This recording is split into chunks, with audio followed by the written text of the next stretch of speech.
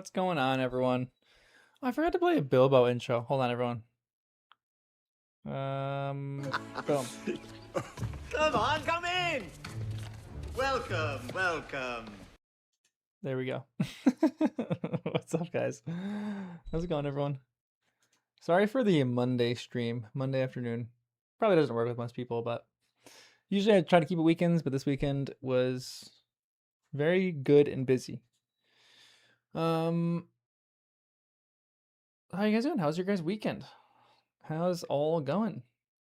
What's new? What's exciting? You guys watching the World Cup? Got some great World Cup stuff happening. Very exciting. Very exciting World Cup stuff happening.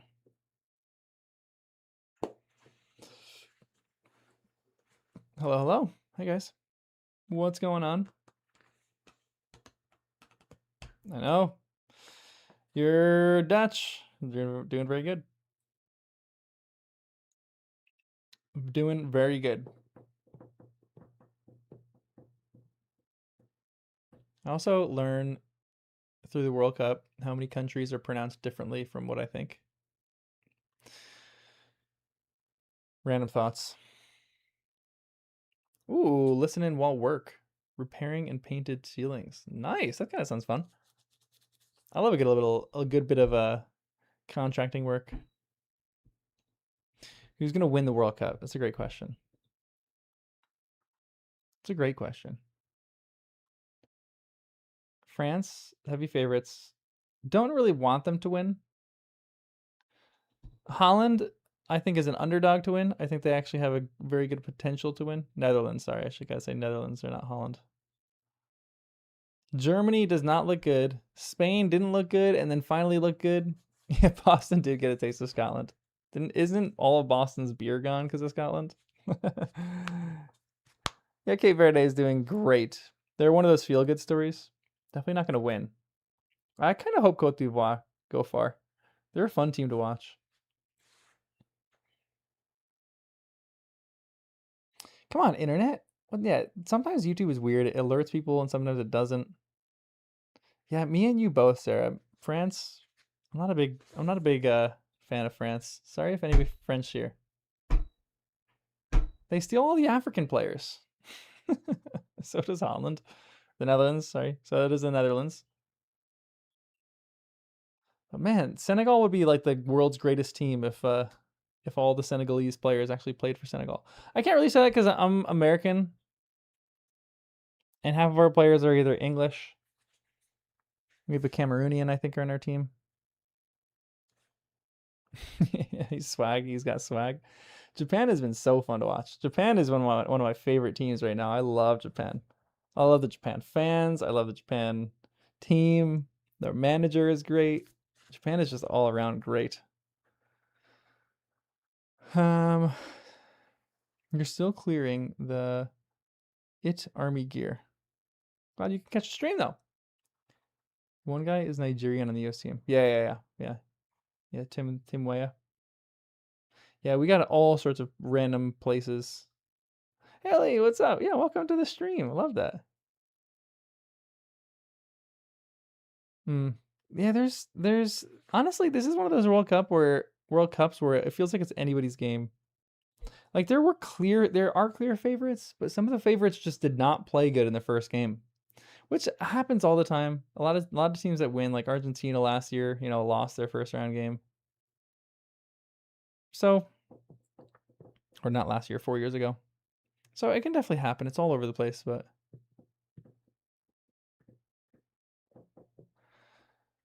Japan, who does Japan still have to play and who does Netherlands still have to play?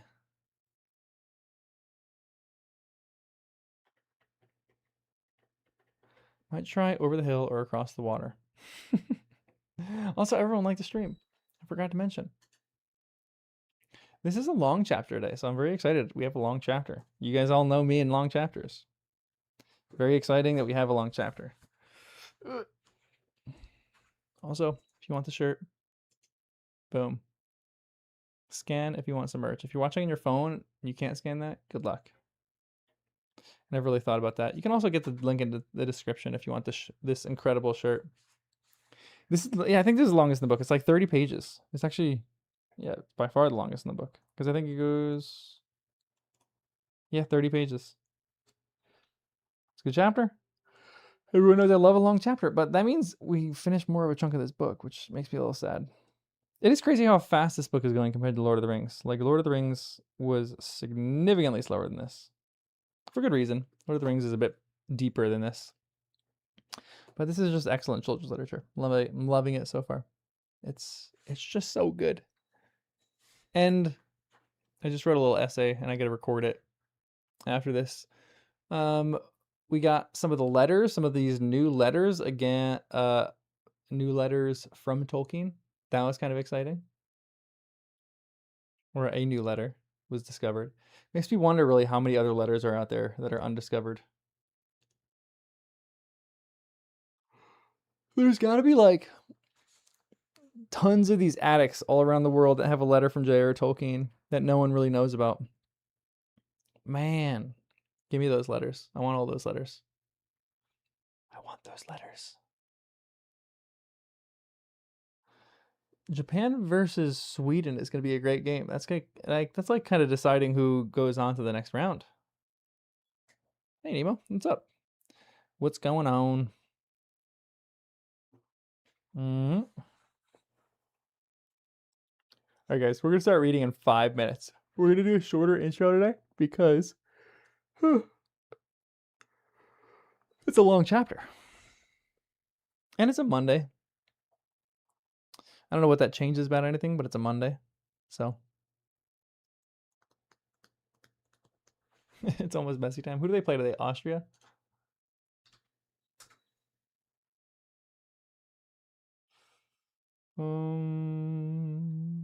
Yeah, Austria. The Norway Senegal game is going to be a great game. I'm very excited for that game. Ooh, this is an amazing chapter. Excellent. Good, good, good. I'm excited. Yeah, Tunisia has been terrible. Poor Tunisia. Some of these I was telling someone this morning. I love and I hate the expanded World Cup format. Some of it is great, some of it's not great. But I love that a team like Curacao or like Cape Verde can surprise people. But also then you have a team like Tunisia who like they lose and then all of a sudden they're like no competition for any other team, which happens in World Cups, but this is maybe more to that degree. Honestly, that Jordan Algeria game might be a kind of a fun game. Attila, what? Gift him. Man, it is a cloudy day too, and my white balance on my camera is gonna go wild today. So sorry about that. It is so hard to. It's like a randomly cloudy day. It's like dark clouds and light clouds. It's supposed to rain, I think, in. It's gonna rain in probably like 5 minutes. No, like an hour. It's supposed to rain at 1 for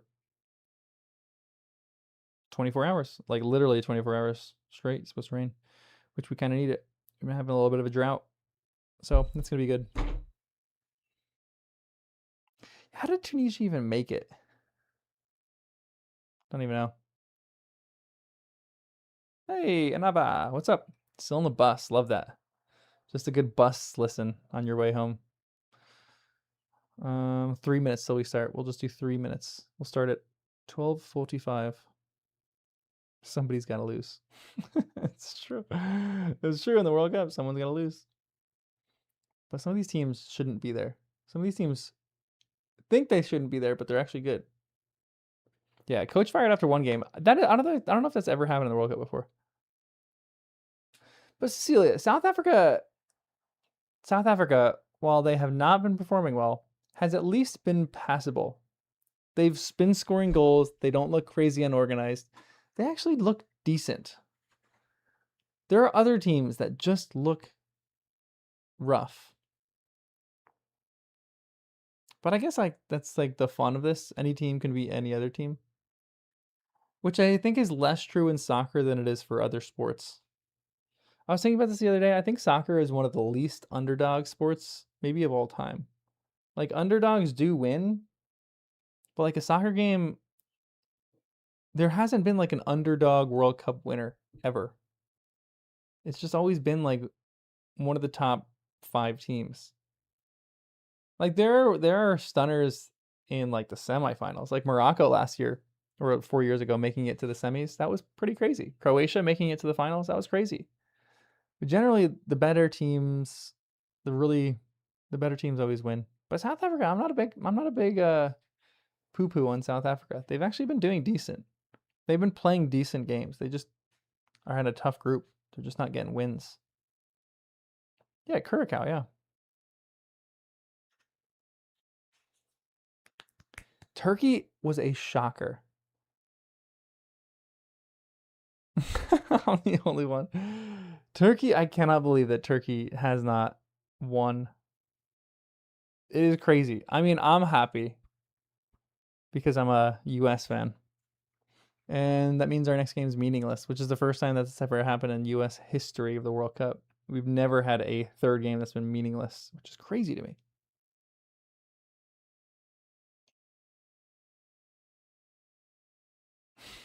Paul, sorry. This is still live. We'll get to the chapter soon. We always do this. We always just chat about nothing until we start to read. Curacao? You say Curacao? Curacao? Curacao? I think it's Curacao. I just don't think I know how to pronounce countries' names. I didn't even know where Cape Verde was until yesterday when I looked it up. Cool little island. I kind of want to live on those. It's like the Hawaii of Africa. Kind of cool. All right, let me get my pencil. This isn't a very good pencil. I got a better pencil over here. Happy Monday. Glad you guys are catching the stream. All right, we gotta get a pencil. We got a good pencil and we're good to go. Let me shut my window so I don't get rained on and I don't have to do this later.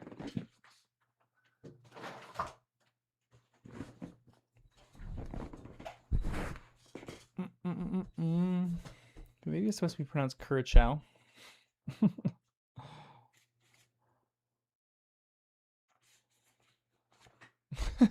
Pencils and rain.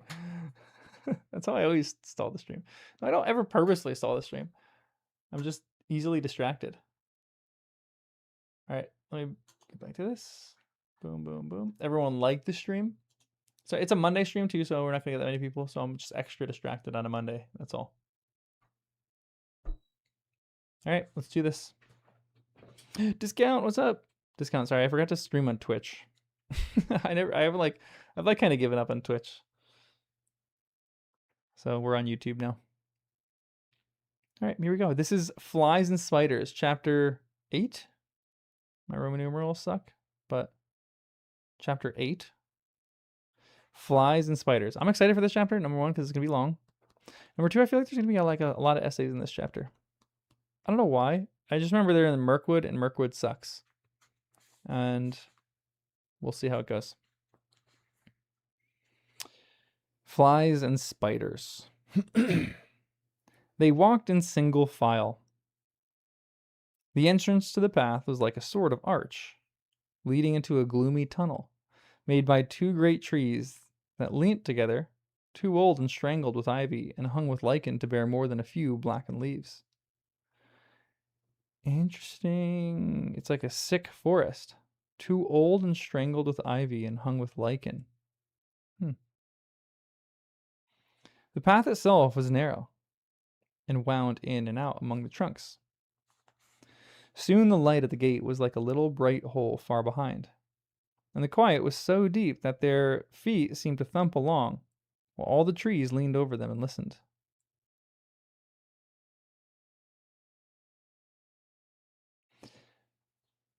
Does Mirkwood have any Fangorn, like, trees? Are there any living trees here? Are they, like, just on the cusp of being living or dead? I wonder. And the reason I'm thinking of that is because of Tolkien's letter that we just got, where he said the walking elm was an ent in the Shire, and that Gandalf had sent that ent to go look after them. Yeah, interesting. As their eyes became used to the dimness, they could see a little way to either side in a sort of darkened green glimmer. Occasionally, a slender beam of sun that had luck to slip in through some opening in the leaves far above, and still more luck in not being caught in the tangled boughs and matted twigs beneath, stabbed down thin and bright before them. This was seldom, and it soon ceased altogether. Ooh. There were black squirrels in the wood. As Bilbo's sharp, inquisitive eyes got used to seeing things that he could catch glimpses of, he can catch glimpses of them whisking off the path and scuttling behind tree trunks. There were queer noises, too, grunts, scufflings, and hurryings in the undergrowth, and among the leaves that lay piled endlessly thick in places on the forest floor. But what made the noises he could not see? The nastiest things they saw were the cobwebs. Dark, dense cobwebs, with threads extraordinarily thick, often stretched from tree to tree, were tangled in the lower branches on either side of them. There were none stretched across the path, but whether because some magic kept it clear, or for whatever other reason, they could not guess. What's the difference between a spider web and a cobweb? Is a cobweb just a dusty spider web? An old spider web? What is a cobweb? It's just the same thing. Hmm. All right. Cobbit is an old word for spider. Oh, interesting. So just a spider web? Huh. Okay. Interesting. It's good to know. Cob is an old word for spider. That's kind of cool. I'm gonna start saying I see a cob there. A cob on a corn of cob. On a cob of corn. On a corn cob. It was not long before they grew It was not long before they grew to hate the forest as heartily as they hated the tunnels of the goblins, and it seemed to offer even less hope of any ending. But they had to go on and on, long after they were sick for sight of sun and of the sky, and longed for the feel of wind on their faces. There was no movement of air down under the forest roof, and it was everlastingly still and dark and stuffy. Even the dwarves felt it, who were used to tunneling, and lived at times for long whiles without the light of the sun. But the hobbit, who liked holes to make a house in, but not to spend summer days in, felt that he was being slowly suffocated.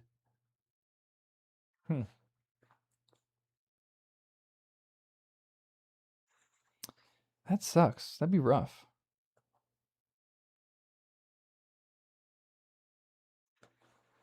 The nights were the worst. It then became pitch dark. Not what you call pitch dark, but really pitch. So black that you could see nothing. Bilbo tried flapping his hand in front of his nose, but he could not see it at all. Well, perhaps it is not true to say that he could see nothing. They could see eyes. They slept all closely huddled together, and took it in turns to watch. And when it was Bilbo's turn, he would see gleams in the darkness round them. And sometimes pairs of yellow or red or green eyes would stare at him from a little distance, and then slowly fade and disappear and slowly shine out again in other places. And sometime they would gleam down from the branches just above him. And that was most terrifying. But the eyes that he liked least were the horrible, pale, bulbous sort of eyes. Insect eyes, he thought, not animal eyes. Only they are much too big. Gosh.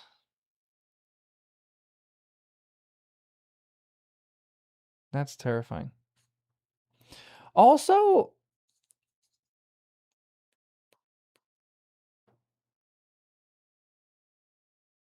if eyes opened in a place with zero light,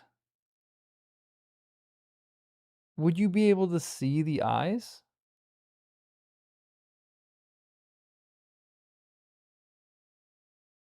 Doesn't light have to reflect in the eyes in order for you to see the eyes? Glowing? Maybe glowing? Too many questions.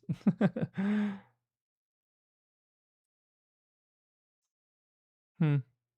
Yeah, just a weird place. Gollum's eyes had a pale glow in the book. Interesting.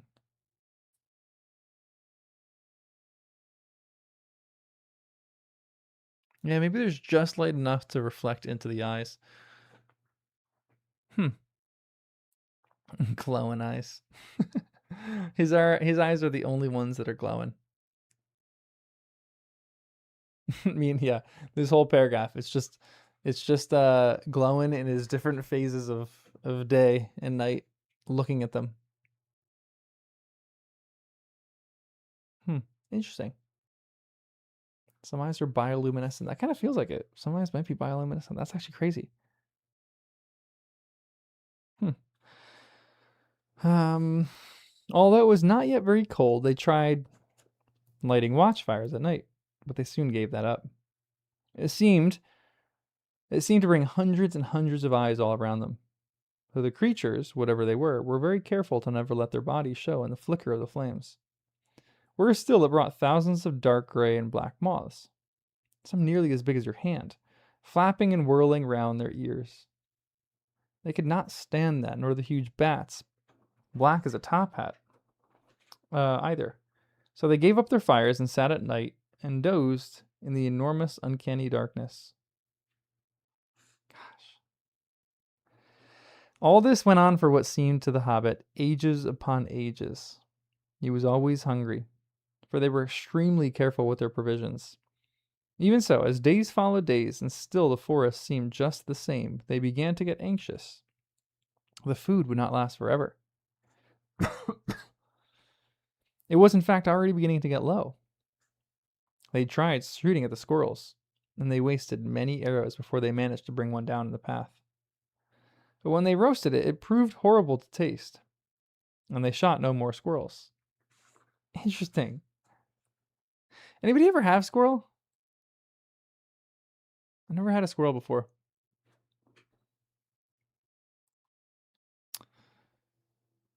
I wonder why it tastes so bad. The forest definitely seems poisoned by the necromancer, but poisoning going that far is kind of interesting. Like, how long has the necromancer been around? Why are the Mirkwoods poisoned again? Didn't they unpoison Mirkwood? Hmm. They were thirsty too, for they had none too much water, and in all the time they had seen neither spring nor stream. This was their state when one day they found their path blocked by a running water. It flowed fast and strong, but not very wide, right across the valley, and it was black, or looked it in the gloom. It was well that Beorn had warned them against it, or they would have drunk from it, whatever its color, and filled some of their empty skins at its bank. As it was, they only thought of how to cross it without wetting themselves in its water.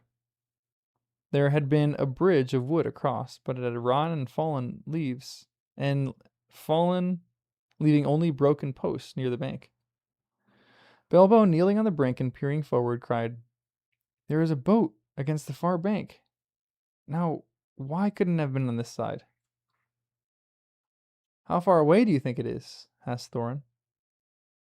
For by now they knew Bilbo had the sharpest eyes among them.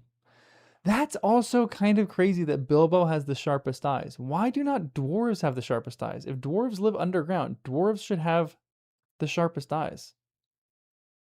Yeah, evil radiates out. Tastes like chicken. Interesting. Squirrel tastes like chicken. Or it tastes like acorns, yeah. Anybody had an acorn before? Acorns are not good. Maybe age, yeah, they're just getting old. But still, there's some of the are there some young dwarves with them?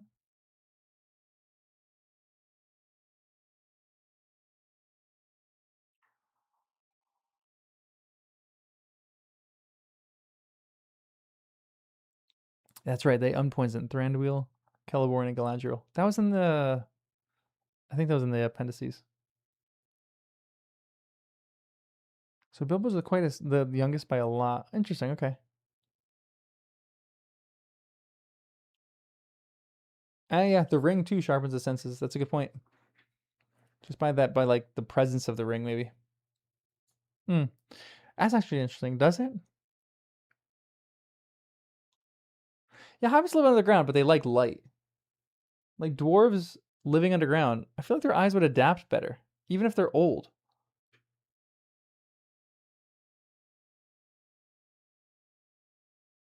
Yeah, Gimli could see better in Moria, and he was kind of old.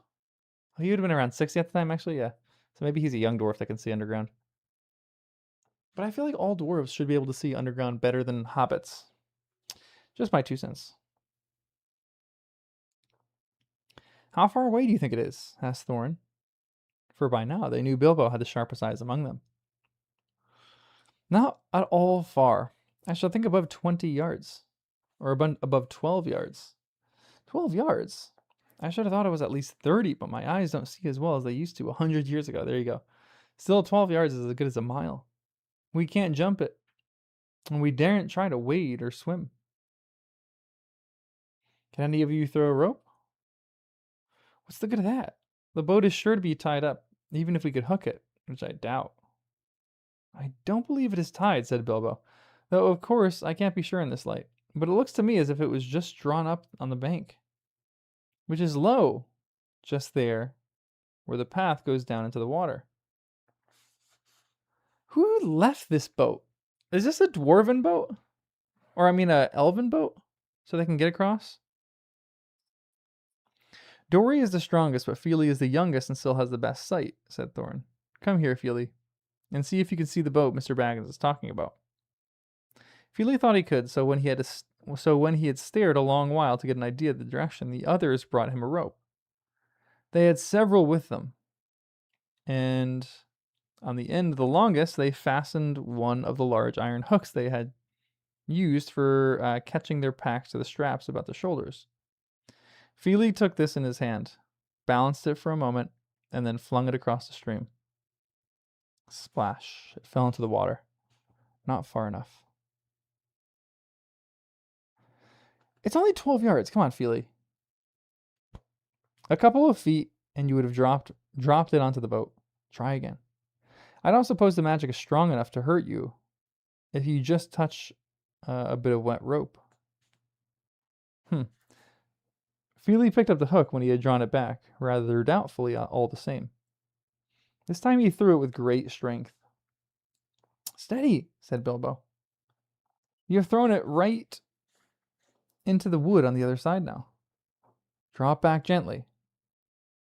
Feely hauled the rope back slowly, and after a while Bilbo said, Carefully, it is lying on the boat. Let's hope the hook will catch. It did. The rope went taut, and Feely pulled in vain. Keely came to help, then Owen and Glóin. They tugged, and suddenly they all fell over onto their backs. Bilbo was on the lookout, however. Bilbo was on the lookout, however, caught the rope, and with a piece of stick fended off the little black boat as it came rushing across the stream. Help! He shouted, and Balin was just in time to seize the boat before it floated off down the current. It was tied after all, said he, looking at the snapped painter that was still dangling from it. That was a good pull, my lads, and a good job that our rope was stronger. Who will cross first? Asked Bilbo. I shall, said Thorin, and you will come with me, and Feely and Balin. That's as many as the boat will hold at a time. After that, Keely and Owen and Glóin and Dory. Next, Ori and Nori, Bifur and Boffer. And last, Dwalin and Balin. I'm always last, and I don't like it, said Bombur. It's somebody else's turn today. You should not be so fat. As you are, you must be with the last and lightest boatload. Don't start grumbling against orders, or something bad will happen to you. There aren't any oars. How are you going to push the boat back to the far bank? Asked the hobbit. Give me another length of rope and another hook, said Feely. And when they had at last got it ready, he cast it into the darkness ahead, and high as he could throw it. Since it did not fall down again, they saw it must have stuck in the branches. Get in now, said Feely, and one of you haul the rope that is stuck on the tree on the other side. One of the others must keep hold of the hook we used at first. And when we are safe on the other side, he can hook it on, and you can draw the boat back. And this way, this is like a riddle. Like how many, like there's 12 dwarves on one side and a hobbit. How many boat trips, so the boat can hold 4. How many boat trips are they gonna have to take? This feels like a little riddle.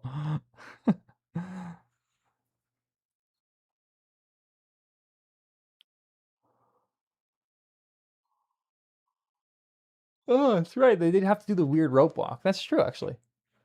Yeah, 13 dwarves. Sorry. My bad. In this way, they were all soon on the far bank, safe across the enchanted stream. Dwalin had just scrambled out with a coiled rope on his arm, and Bomber, still grumbling, was getting ready to follow, when something bad did happen. There was a flying sound of hooves on the path ahead. Out of the gloom came suddenly the shape of a flying deer.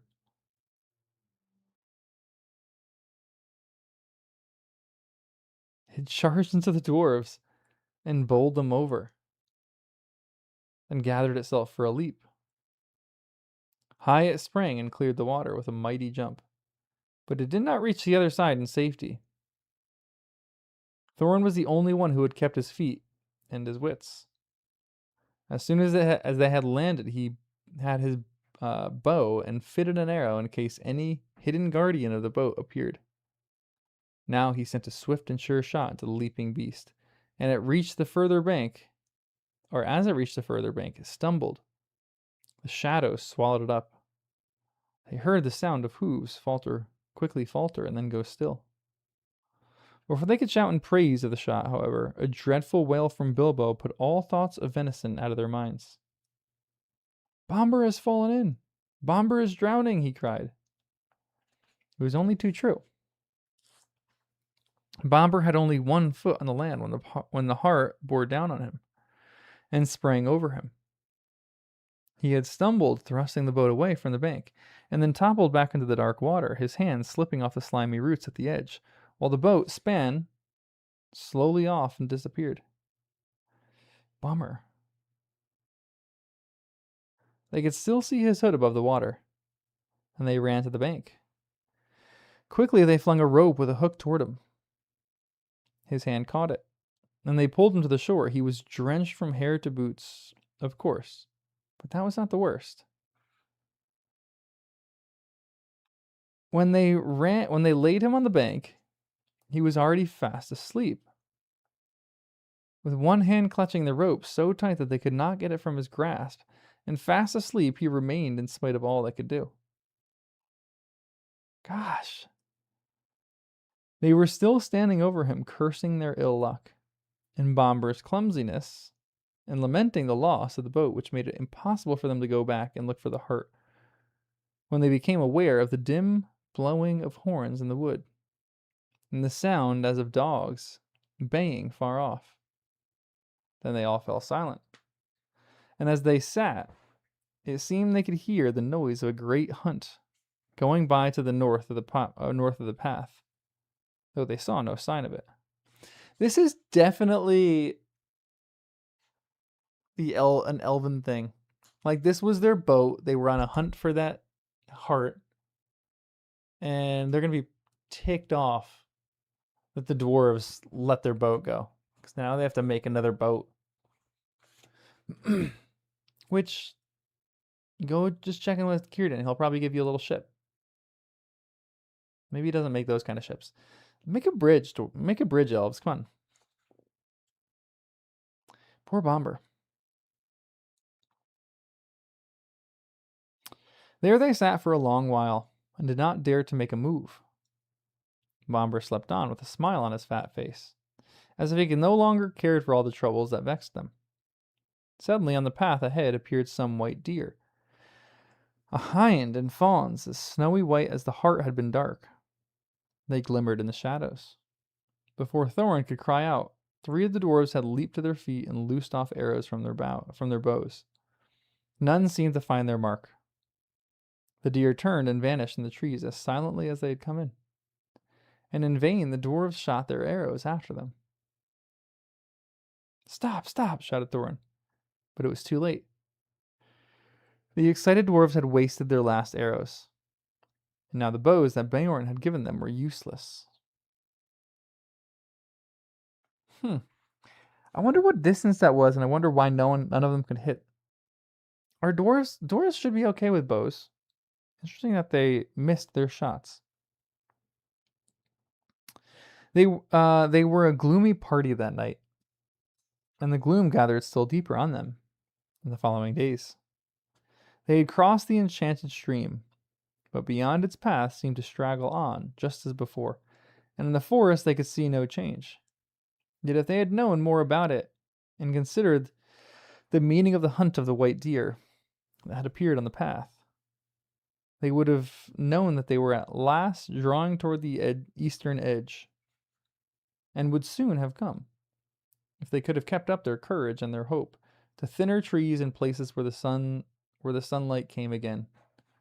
But they did not know this, and they were burdened with the heavy body of Bombur, which they had to carry along with them as best as they could, taking the wearisome task in turns of 4, each while the others shared their packs. If these had not become all too light in the last few days, they would never have to manage it. But a slumbering and smiling Bombur was a poor exchange for packs filled with food, however heavy. In a few days, a time came when there was practically nothing left to eat or to drink. Nothing wholesome could they see growing in the wood, only funguses and herbs with pale leaves and unpleasant smell. About 4 days from the enchanted stream, they came to a part where most of the trees were beeches. They were at first inclined to be cheered by the change, for here there was no undergrowth and the shadow was not so deep. There was a greenish light about them, and in places they could see some distance to either side of the path. Yet the light only showed them the endless lines of the straight gray trunks, like the pillars of some huge twilight halls. There was a breath of air and a noise of wind, but it had a sad sound. There was a breath of interesting. It's even like the wind is sad.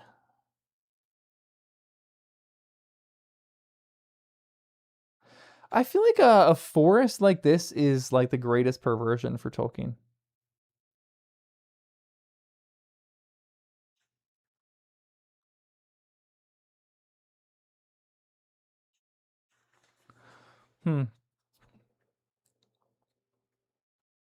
Yeah, they're probably not very experienced with bows. Messi just missed a PK. Oh my gosh. Yeah, give me updates on the score. It should be a pretty good game.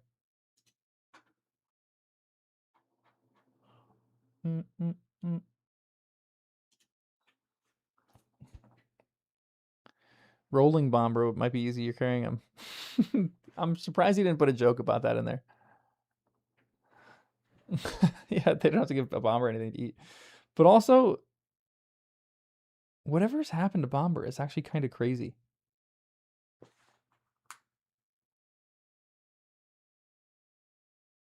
Like, he's in a coma.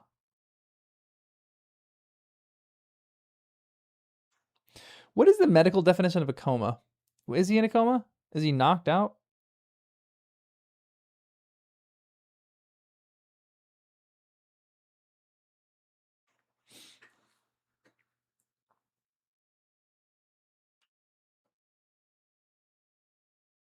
Enchanted sleep? Yeah, pretty much.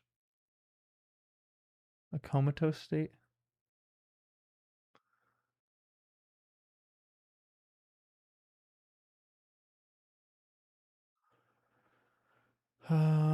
But this feels less like a wild forest and more like a cursed forest. Maybe I don't know that at the time, but I feel like this is a cursed forest, a blackened forest. You don't dream during a coma. Wow. Wow, that's actually crazy.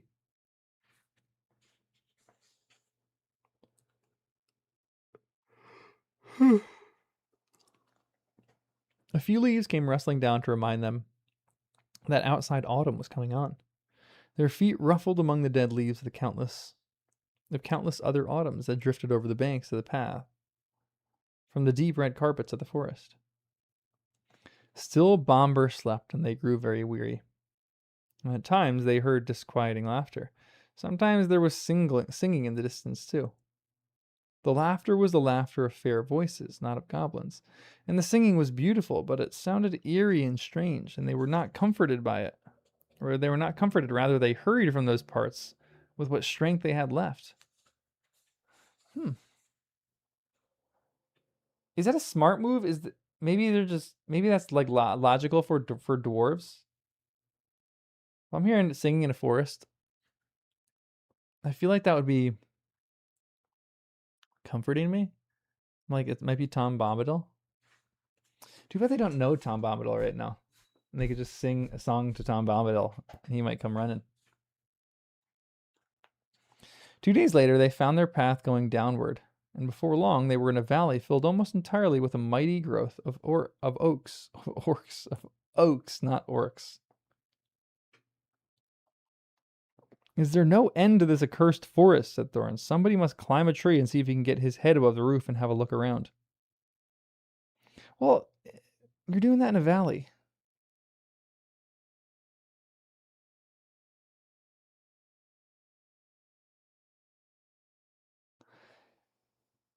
The the dwarves aren't the smartest bunch in these books so far, but they're almost doing very illogical things here.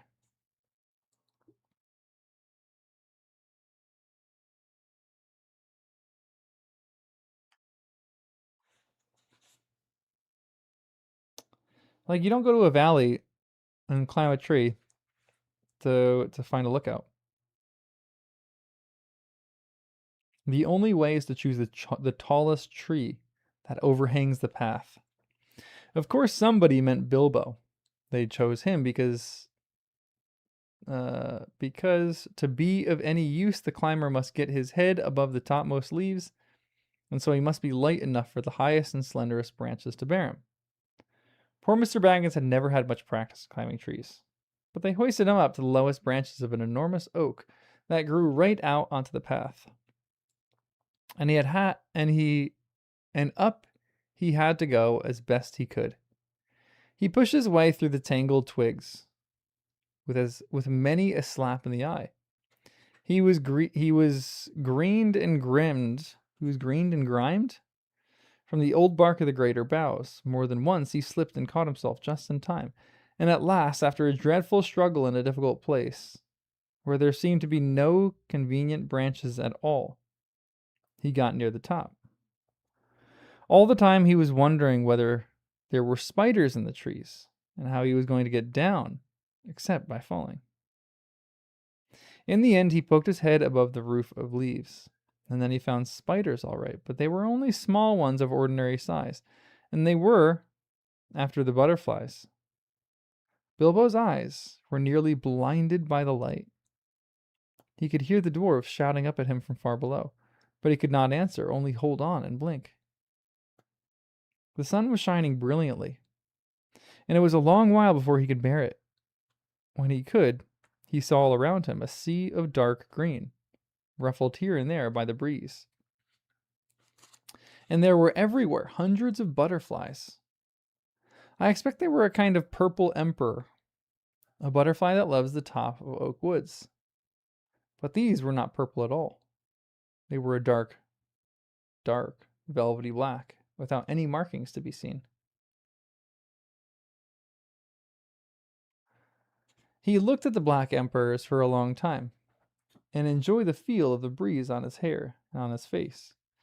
But at length the cries of the dwarves, who were now simply stammering with impatience down below, reminded him of his real business. It was no good. Gaze as much as he might, he could see no end to the trees and leaves in any direction. His heart, that had been lightened by the sight of the sun and the feel of the wind, sank back into his toes. There was no food to go down back to below. Actually, as I have told you, they were not far off the edge of the forest, and if Bilbo had the sense to see it, the tree that he had climbed though it was tall in itself, was standing near the bottom of a wide valley, so that from the tops of the trees seemed to swell up all around like the edges of the great bowl, and he could not expect to see how far the forest lasted. Still, he did not see this, and he climbed down full of despair. He got to the bottom again at last, scratched, hot, and miserable, and he could not see anything in the gloom below when he got there. His report soon made the others as miserable as he was. The forest goes on forever and ever and ever in all directions. Whatever shall we do? And what is the use of sending a hobbit? They cried, as if this was his fault. They did not care tuppence about the butterflies. They were only made more angry when he told them about the beautiful breeze, which they were too heavy to climb up and feel. The forest seems like it just like reverses everything. Like it doesn't give you logic. It makes meat taste bad. It makes the water take life from you rather than give life. Mirkwood's like an anti-forest.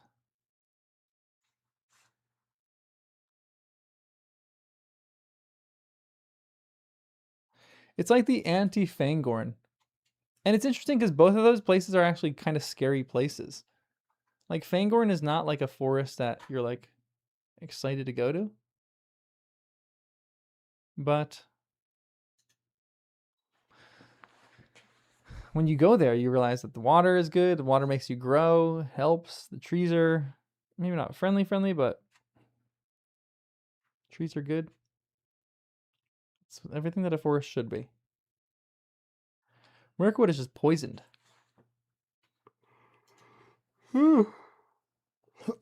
Johannes, what's up? Yeah, like the stream, everyone. Yeah, and dwarves aren't good woodsmen either. So that's a good point. They're out of their natural element. It's a very good point.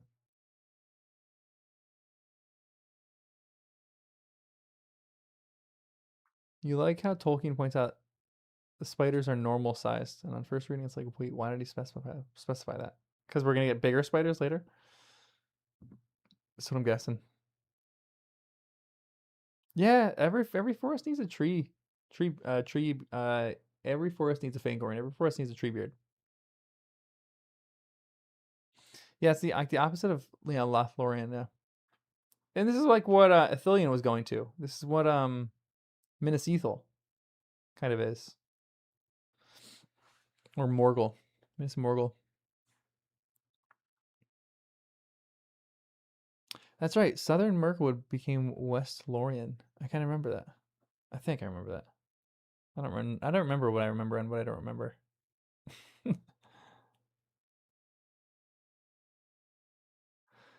It's interesting there weren't any animals in Fangorn. It's like older and ancient. The animals have learned better. In this one, this seems like maybe a relatively young thing that the Mirkwood is kind of poisoned like this. All right, let's keep reading. Hold on, I'm gonna give a good yawn. Excuse me. That night they ate their very last scraps and crumbs of food. The next morning when they woke, the first thing they noticed was that they were still gnawingly hungry. And the next thing was that it was raining. Now here and there, the drip of it was dropping heavily on the forest floor. That only reminded them that they were also parchingly thirsty. Without doing anything to relieve them, you cannot quench a terrible thirst by standing under a giant oak and waiting for a chance drip to fall on your tongue. The only scrap of comfort there was came unexpectedly from Bomber. He woke up suddenly and sat up scratching his head. He could not make out where they were at all, or where he was at all, nor why he felt so hungry, for he had forgotten everything that had happened since they started their journey. That May morning long ago. Wow.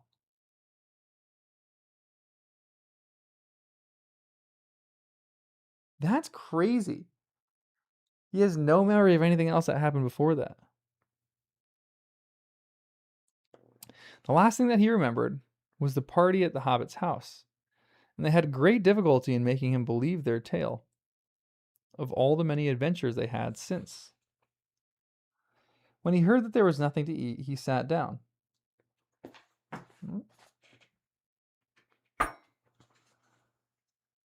He sat down and wept, for he felt very weak and wobbly in the legs.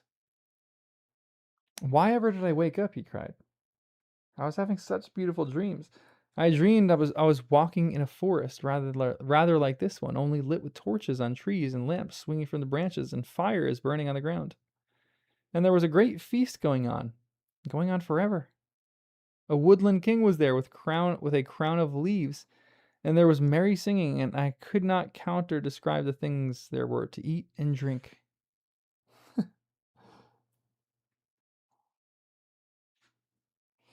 You need not try, said Thorn. In fact, if you can't talk about something else, you had better be silent. We are quite annoyed with you as it is. If you hadn't waked up, we should have left you to your idiotic dreams in the forest. You are no joke to carry even after weeks of shortcomings, or shortcomings.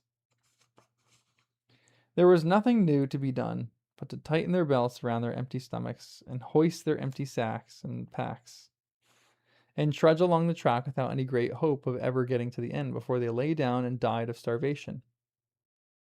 This they did all that day, going very slowly and wearily, while Bomber kept on wailing that his legs would not carry him, and that he wanted to lie down and sleep. No, you don't, they said. Let your legs take their share. We have carried you far enough. All the same, he suddenly refused to go a step further and flung himself onto the ground. Go on if you must, he said. I'm just going to lie here and sleep and dream of food. If I can't get it any other way. I hope I never wake up again. Yeah. Interesting.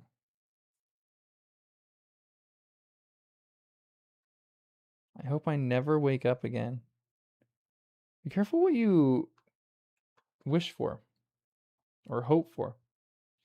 At that very moment, Balin, who was a little way ahead, called out, What was that? I thought I saw a twinkle of light in the forest.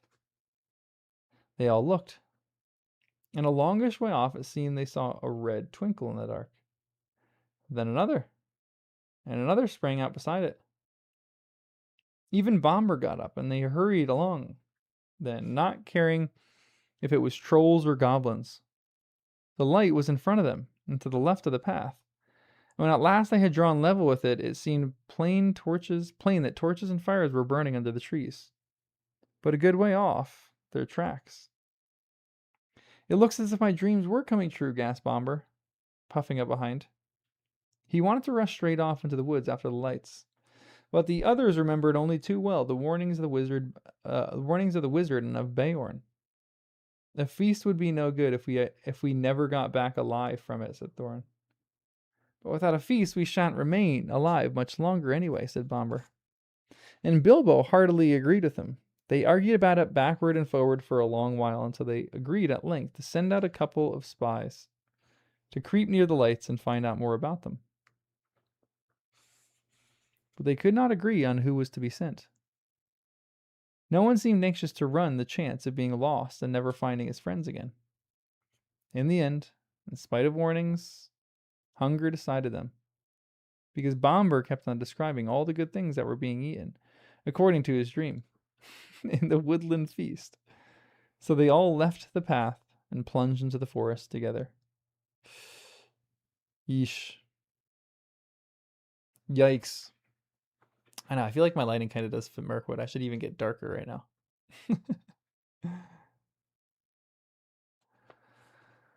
Mirkwood is not a great place. This feels very like Quest-like. You go into a really dark, depressing place, and you just feel dark and depressed, ironically. This place would suck. Excuse me. After a good deal of creeping and crawling, they peered around the trunks and looked into the clearing where there were some trees that had been felled and ground and the ground leveled. And there were many people there. Elvish-looking folks. Sorry, I just lost my place. All dressed in green and brown, and sitting on sawn rings of the felled trees in a great circle. There was a fire in their midst, and there were torches fastened to some of the other trees about. But most splendid sight of all, they were eating and drinking and laughing merrily. The smell of roast meats was so enchanting that without waiting to consult one another, every one of them got up and scrambled forward into the ring with the one idea of begging for some food. No sooner had the first stepped into the clearing than all the lights went out as if by magic. Ooh. Somebody kicked the fire and it went up in the rockets of glittering sparks and vanished. They were lost in a completely lightless, dark, and they could not even find one another. Not for a long time, at any rate. After blundering frantically out in the gloom, falling over logs, bumping crash into trees, and shouting and calling till they must have waked everything in the forest for miles, at last they managed to gather themselves in a bundle and count themselves by touch. By that time, they had, of course, quite forgotten in what direction the path lay, and they were all hopelessly lost, at least till morning. There was nothing for it but to settle down for the night where they were. They did not even dare to search on the ground for scraps of food for fear of becoming separated again. But they had not been lying long, and Bilbo was only just getting drowsy when Dory, whose turn it was to watch first, said in a loud whisper, "The lights are coming out again over there. And there are more than ever of them." Up they all jumped. There, sure enough, not far away, were scores of twinkling lights, and they heard the voices and the laughter quite plainly. They crept slowly toward them in a single line, each touching the backs of one in the front, each touching the back of the one in the front, or in front. When they got near, Thorin said, "No rushing forward this time. No one is to stir from hiding till I say. I shall send Mr. Baggins alone first to talk to them.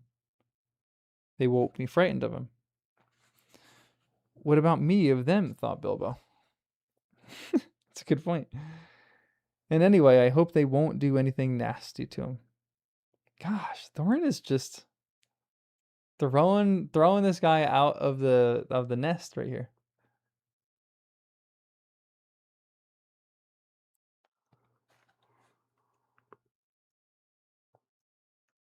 Yeah, I'm kind of hungry now too. Yeah, like a fire flashing in and out seems like a bigger theme of The Hobbit. Like all of a sudden people are plunged into darkness or plunged into light. I mean, I guess that's happened in the Lord of the Rings to some extent with the star. But there weren't many other occasions where, like, I guess lightning. Yeah, there's a lot of like darkness, and there's a lot of dark places in The Hobbit. When they got to the edge of the circle of lights, they pushed Bilbo suddenly from behind. Before he had time to slip on his ring, he stumbled forward into the full blaze of the fire and torches. It was no good.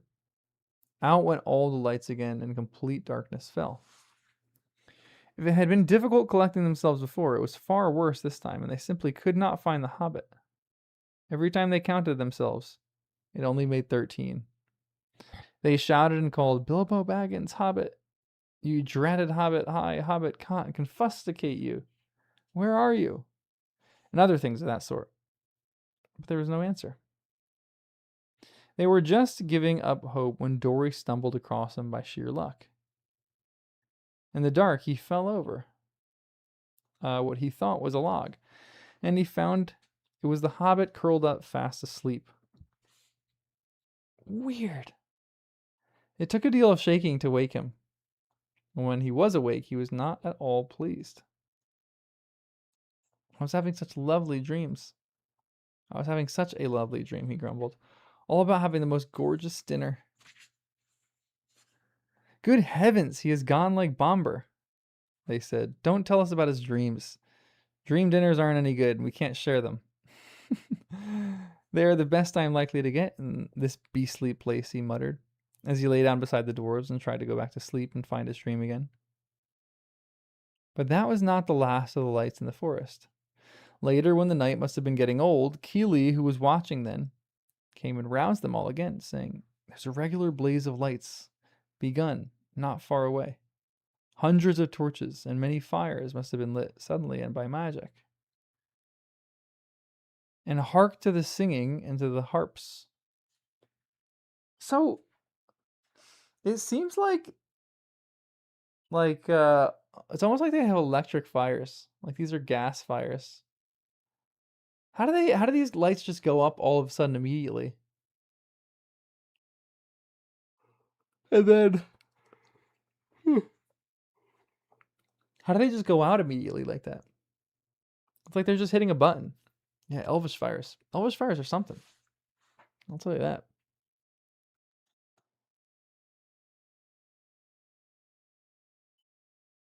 Hmm. Yeah, third time's a charm. That's what I'm saying here. After lying and listening for a while, they found they could not resist the desire to go near and to try once more to get help. Up they got again. And this time the result was disastrous. The feast that they had now saw was greater and more magnificent than before. This is so weird. And at the head of a long line of feasters sat a woodland king with a crown of leaves upon his golden hair, very much as Bomber had described the figure in his dream. The elvish folk were passing bowls from hand to hand and across the fires, and some were harping and many were singing. Their gleaming hair was twined with flowers. Green and white gems glinted on their collars and their belts, and their faces and their songs were filled with mirth. Loud and clear and fair were those songs, and out stepped Thorin into their midst. Dead silence fell in the middle of a word. Out went all the lights. Come on, guys, have they not learned? The fire leapt up in the black smokes. Ashes and cinders were in the lights of the dwarfs, and the wood was filled again with the clamor of their cries. Bilbo found himself running round and round as he thought, and calling. Dori, Nori, Ori, Owen, Glowen, Philly, Killy, Bomber, Biffer, Boffer, Dwalin, Balin, Thorin, Oakenshield. While people he could not see or feel were doing the same all around him. With an occasional Bilbo thrown in. Poor Bilbo. But the cries of all the others got steadily further and fainter. And though after a while it seemed to him they changed to yells and cries for help in the far distance, all noise at last died right away. And he was left alone in complete silence and darkness. That was one of his most miserable moments. But he soon made up his mind that it was no good trying to do anything till a day came without some light, or with some light, and quite useless to go blundering about tiring himself out with no hope of any breakfast to revive him. So he sat himself down, with his back to a tree, and not for the last time fell to thinking of his far distant hobbit hole with its beautiful parties, or pantries. He was deep in thought of bacon and eggs and toast and butter, when he felt something touch him. Something like a strong, stickly string was against his left hand. And when he tried to move, he found out that his legs were already wrapped in the same stuff, so that when he got up, he fell over. Then the great spider, who had been busy tying him up while he dozed, came from behind him and came at him. He could only see the thing's eyes, but he could feel its hairy legs as he struggled to wind its abominable threads round and round him. It was lucky he had come to his senses in time. Soon he would not have been able to move at all. And as he was, he had a desperate fight before he got free. He beat the creature off with his hands. It was trying to poison him to keep him quiet, as small spiders do to flies, until he remembered his sword and drew it out. And the spider jumped back, and he had time to cut his legs loose. After that, it was his turn to attack. The spider evidently was not used to things that carried such things in their sides. or at their sides. It would have hurried away quicker. Bilbo came at it before it could disappear and struck it with the sword right in the eyes. Then it went mad and leapt and danced and flung out its legs in horrible jerks until he killed it in another stroke. And then he fell down and remembered nothing more for a long while. Man, all these people just kind of falling down and not remembering things.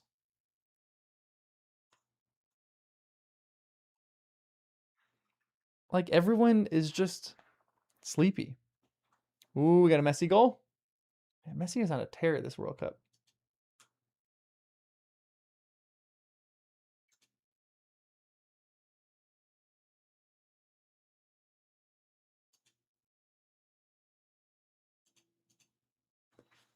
Nice work, Argentina. Yeah, he's starving for sure. I think that's like something that cannot be overlooked. I think like Tolkien understood that. If you go backpacking and you're hungry, you just make the worst decisions. That's why whenever I go, I bring way too much food. Do any of you guys know of the there is a woman who is solo rowing from California to Hawaii? And I was just watching something that she was doing today, and she was talking kind of about like the mental health struggles that come with that when you're just like alone by yourself. But she has a lot of food. If you have a lot of food, you're gonna solve a lot of your problems. If you have a lot of food and water, you can kind of quell some of your issues. But as soon as that goes away, you're kind of screwed. It becomes really difficult to make any rational kind of decision. It takes like a lot of mental fortitude to be able to do those things. Because you just kind of get angry without food.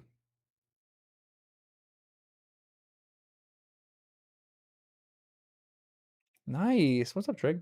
Welcome, welcome. Yeah, World Cup is happening. It's in full bloom right now. So yeah, he like passes out. Maybe because of food, maybe because of I don't know what he passes out for. It seems like everyone's kind of just passing out for maybe different reasons. Maybe he's just passing out to pass out. There was the usual dim gray light of the forest about him when he came to his senses. The spider lay dead beside him. Ooh, and his sword blade was stained black. Somehow the killing of the giant spider all alone by himself in the dark without help of wizards or dwarves or of anyone else made a great difference to Mr. Baggins. He felt a different person and much fiercer and bolder in spite of an empty stomach. As he wiped his sword on the grass and put it back in its sheath. I will give you a name, he said to it, and I shall call you Sting. Huh. After that, he set out to explore. I wonder what Sting's name was before it was Sting. It probably wasn't named anything. Yeah, it probably wasn't named anything. Just a little dagger for an elf. After that, he set out to explore. The forest was grim and silent, but obviously he had first to look for his friends, who were not likely to be very far off, unless they had been made prisoners by the elves or worse things. Bilbo thought that it was unsafe to shout, and he stood a long while, wondering in what direction the path lay, and in what direction he should go first to look for the dwarves. Oh, why did we not remember Beorn's advice? And Gandalf's, he lamented. What a mess we are in now. We, only if it was we. It is horrible being all alone. In the end, he made as good a guess as he could at the direction from which the cries for help had come in the night, and by luck. And he was born with a good share of it. Huh. And by luck, he was born with a good share of luck. Interesting. The ring comes into Bilbo's possession by dumb sheer luck. Interesting. He guessed more or less right, as you will see. Having made up his mind, he crept along as cleverly as he could. Hobbits are clever at quietness, especially in the woods, as I've already told you. Also, Bilbo had slipped on his ring before he started. This is why the spiders neither saw nor heard him coming. How does a spider sense of smell? Can a spider smell?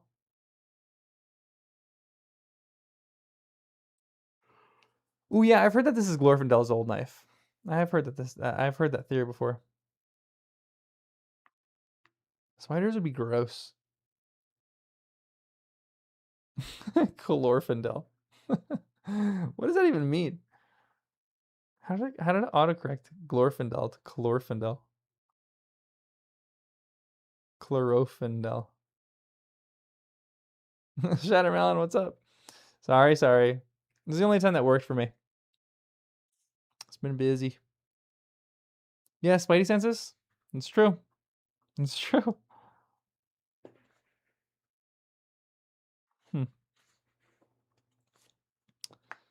Um, he had picked his way stealthily for some distance when he had noticed a place of dense black shadow ahead of him.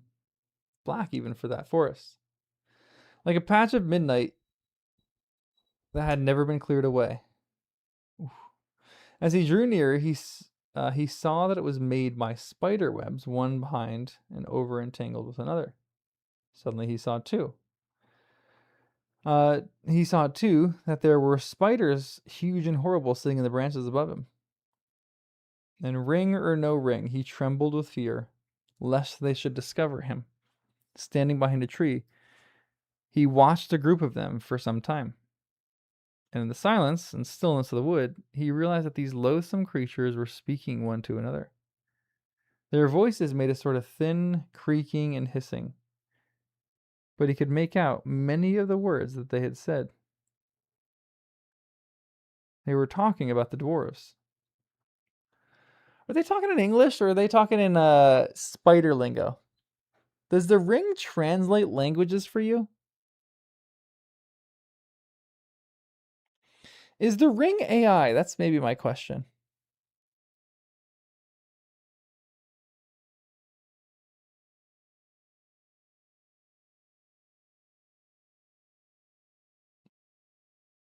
Wait, I missed a paragraph? What paragraph did I miss?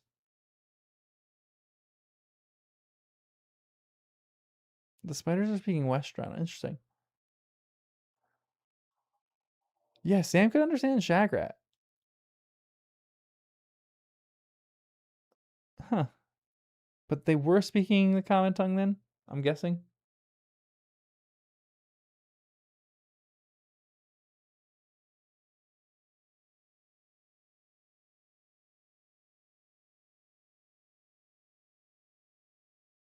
No, I don't think I missed the luck thing. He guessed, having made up his mind, he crept along as cleverly as he could. Hobbits are clever at quietness, especially in the woods. As I have already told you, as Bilbo had slipped on his ring before he started. That is why the spiders neither saw him nor heard him coming. I think I read that. Ooh, the ring gives understanding of evil creatures. I actually kind of like that. I think that feels pretty valid.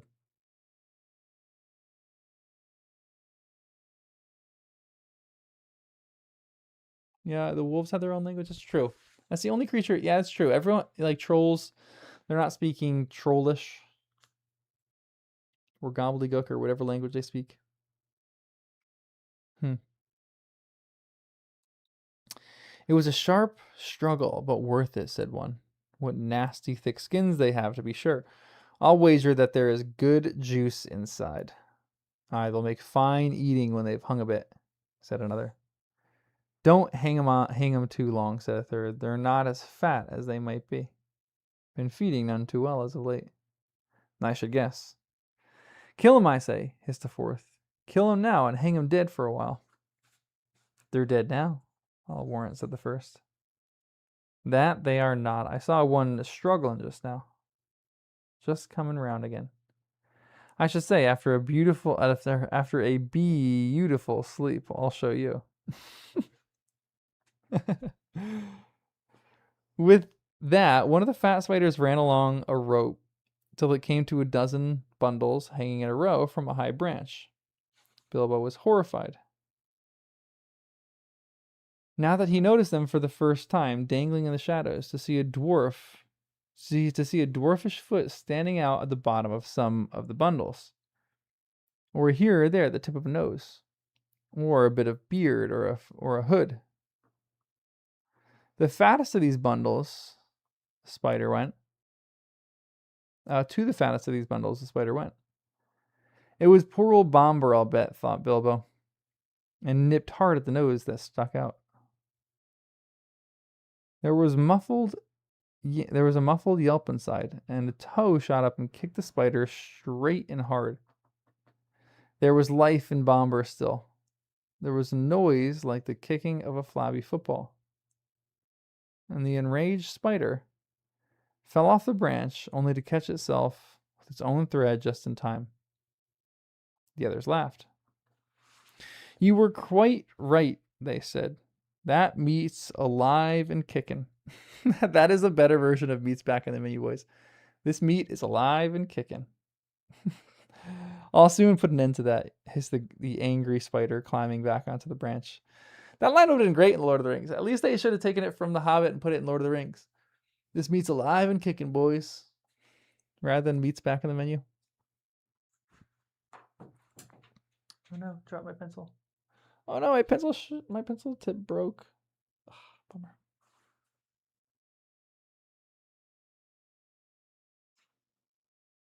Bummer.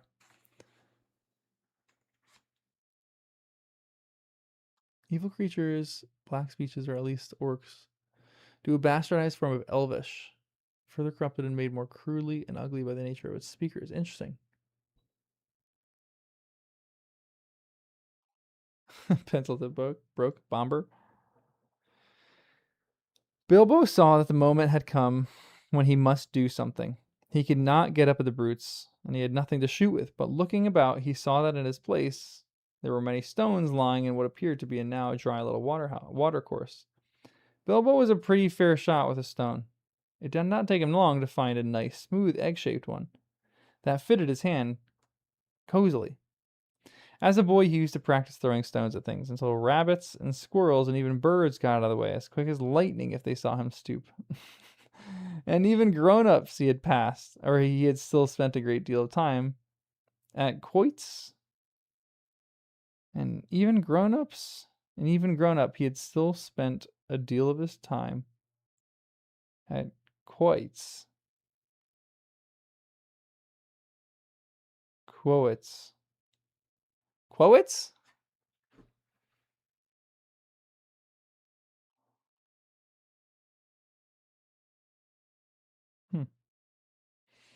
I don't know the game. Dart throwing, shooting at wands, bowls, nine pins, and other quiet games of the aiming and throwing sort. Indeed, he could do lots of things, besides blowing of smoke rings, asking riddles, and cooking, that I haven't time to tell you about. This is hilarious that this is Bilbo writing this. He could do so many other cool things. He was such a cool guy, but I don't have time to write about those. But he was really good at nine pin. He was really good at bowls and wands and dart throwing. He was really good, guys. But I don't have time to tell you. There is no time now. While he was picking up stones, the spider had reached Bomber. And soon he would have been dead. At that moment, Bilbo threw. The stone struck the spider plunk on the head, and it dropped senseless off the tree. Flopped to the ground, with all its legs curled up. The next stone went whizzing through a big web, snapping its cords, and taking off. The spider sitting in the middle of it, whack dead. Whoa. After that, there was a deal of commotion in the spider colony. Excuse me. And they forgot the dwarves for a bit, I can tell you. They could not see Bilbo, but they could make a good guess at his direction, and from which way the stones were coming. As quick as lightning, they came running and swinging toward the hobbit, flinging out their long threads in all directions, till the air seemed full of waving snares. Bilbo, however, soon slipped away to a different place. The idea came to him to lead the furious spiders further and further from the dwarves, if he could, to make them curious, excited, and angry all at once. When about 50 had gone off to the place where he had stood before, he threw some more stones at these, and the others that had stopped behind Then, dancing among the trees, he began to sing a song to infuriate them and bring them all after him, and also to let the dwarves hear his voice. This is what he's saying. This is wild. Wild plan here, Bilbo. Old fat spider spinning in a tree. Old fat spider, can't you see me? Or can't see me. Attercop, won't you stop? Stop your spinning and look for me. Old Tom Noddy, all big body. Old Tom Noddy can't spy me. Attercop, down you drop. You'll never catch me up your tree. Attercop? Is Attercop a made up word by Tolkien? Does it mean something?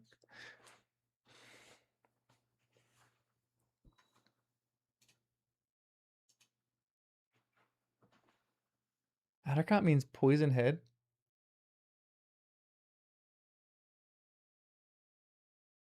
Huh. Weird.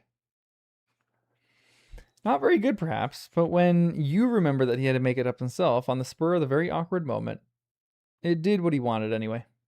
As he's saying, he threw some more stones and stamped. Practically all the spiders in the place came after him. Some dropped to the ground. Others raced along the branches, swung from tree to tree, or cast new ropes across the dark spaces. They made his noise far quicker than he had expected. They made for his noise far quicker than he expected. They were frightfully angry. Quite apart from the stones, no spider had ever liked being called Attercop. And Tom Noddy, of course, it's insulting to anybody. What does Tom Noddy mean? Tom Noddy? Tom Noddy?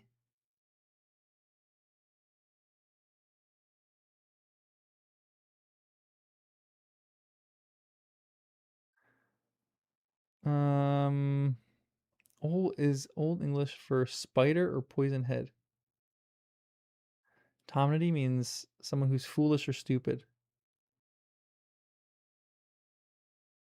Well, yeah, I don't think anybody's coming here for my read, so you're coming here to experience it for the first time again. I'm not a great reader, so there you go. Yeah, I like that the spiders hate this little taunt. They don't like being insulted. They got little egos. Yeah, I did not know what Attercop meant. Adder like a adder is like a snake, but that's ADD.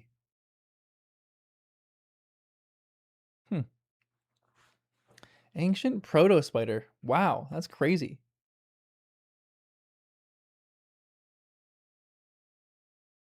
Lob is an old word for spider. She lob, she spider. Oh, cool. I would not have put that together. Yeah, the snake would probably relate to the poison too. Yeah, that's a valid point. That's true.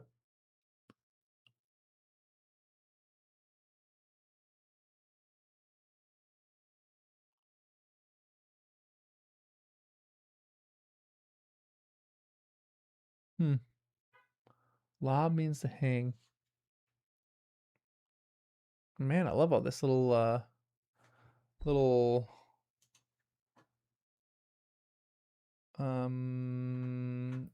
etymology. I love me a little etymology. Okay.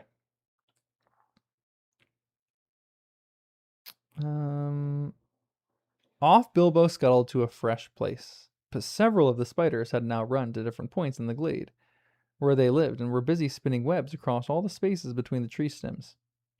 Very soon the hobbit would be caught in a thick fence of them all around him. That, at least, was the spider's idea. Standing out in the middle of the hunting and spinning insects, Bilbo plucked up his courage and began a new song. Lazy Lob and Crazy Cob are weaving webs to wind me. I am far more sweet than other meat, but still they cannot find me. Here I am, naughty little fly. You are fat and lazy. You cannot trap me, though you try, and your cobweb's crazy. Bars. Bilbo's got some bars right now. Bilbo's like doing a little rap. With that, he turned and found the last space between two tall trees that enclosed with a web. But luckily, not a proper web, only great strands of double thick spider rope run hastily backward and forward from trunk to trunk. Out came his little sword. He slashed the threads to pieces and went off singing. Oh, the spiders saw the sword, though I don't suppose they knew what it was.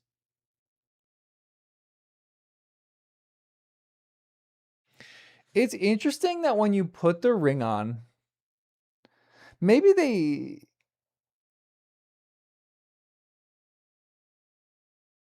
When you put the ring on, it makes your clothes invisible too, but it doesn't make something that you're holding invisible.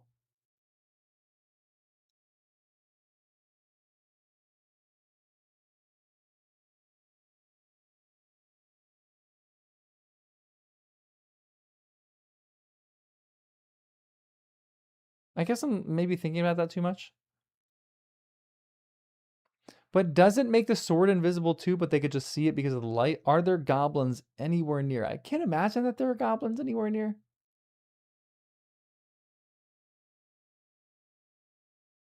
Maybe?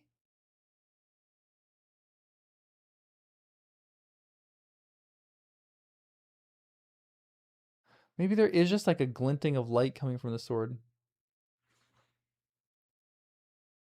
Yeah, I don't think I'm supposed to be asking these questions, but here we are.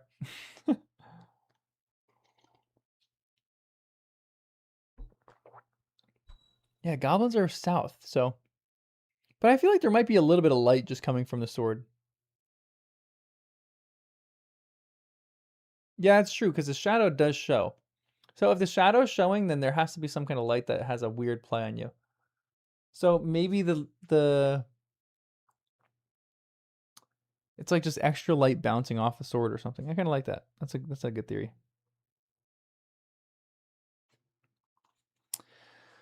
The spider saw the sword, though I don't suppose they knew what it was. And at once the whole lot of them came hurrying after the hobbit along the ground and the branches, hairy legs waving, nippers and spinners snapping, eyes popping full of froth and rage. They followed him into the forest until Bilbo had gone as far as he dared. Then, quieter than a mouse, he stole back. He had precious little time, he knew, before the spiders were disgusted and came back to their trees, where the dwarves were hung. In the meanwhile, he had to rescue them. The worst part of his job was getting up on the long branch where the bundles were dangling. I don't suppose he would have managed it if a spider had not luckily left a rope hanging down.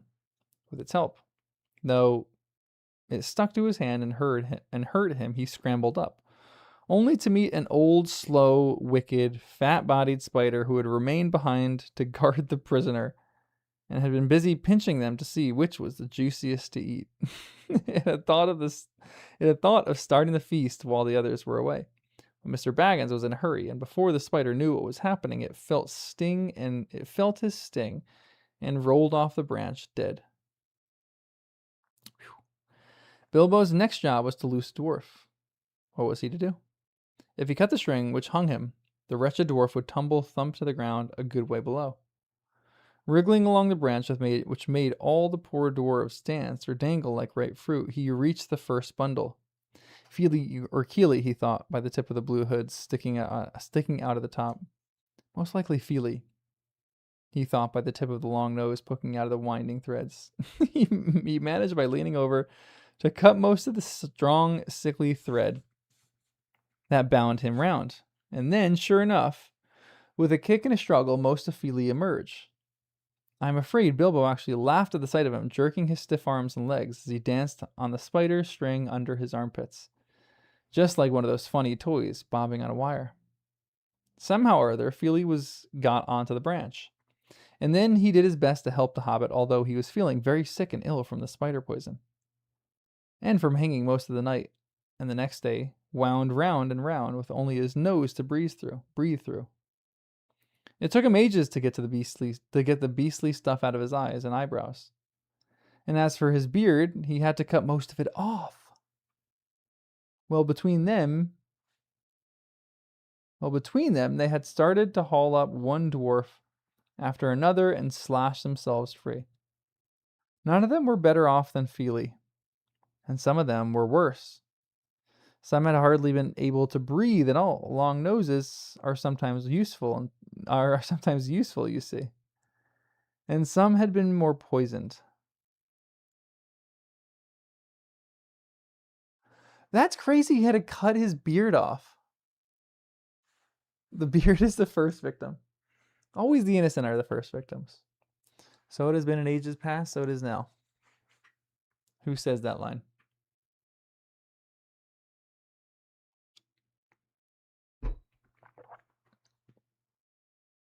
I've heard spider eating habits are pretty gross. I've never really looked that up, but I've heard that.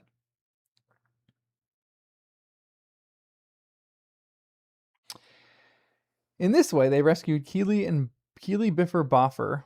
Dory Nori, poor old Bomber, was so exhausted he was the fattest and had been constantly pinched and poked that he had just rolled off the branch and fell plop onto the ground. Fortunately, onto leaves, and lay there.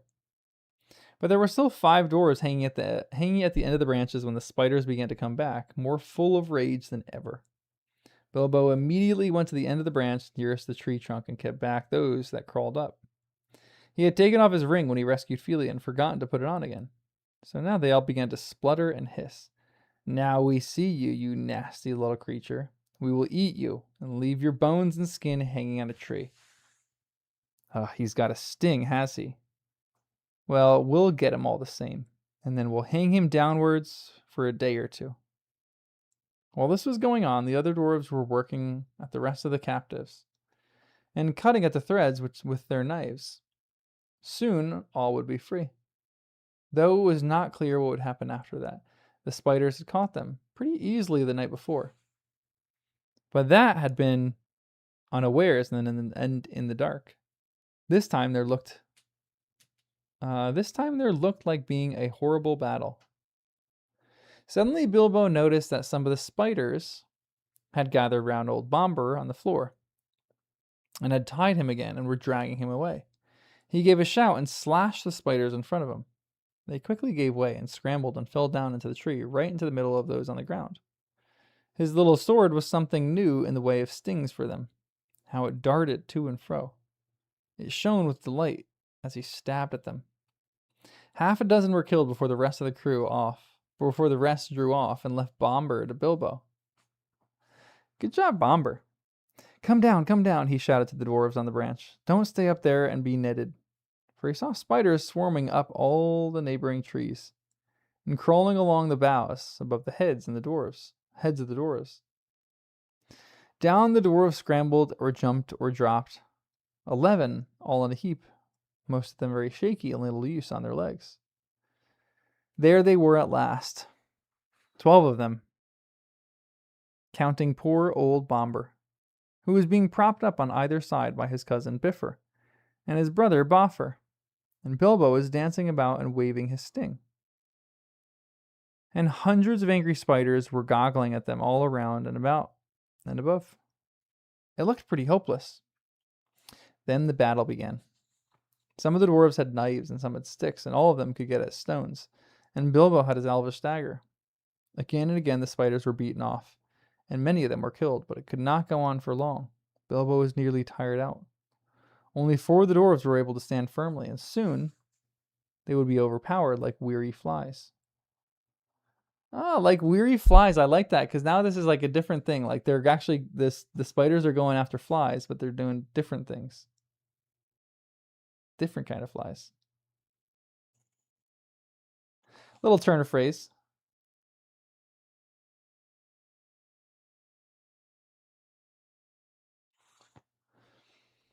Already the spiders were beginning to weave their webs all around them again from tree to tree. In the end, Bilbo could think of no plan except to let the dwarves into the secret of his ring. He was rather sorry about it, but it could not be helped. I'm going to disappear, he said. I shall draw the spiders off if I can. And you must keep together. Oh, the horns of Gondor.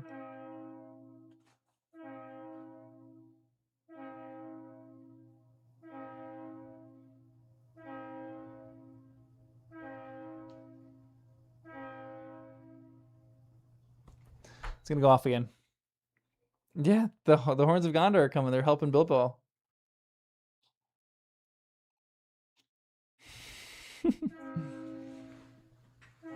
Well, they didn't answer the first call. Maybe they'll answer the second call.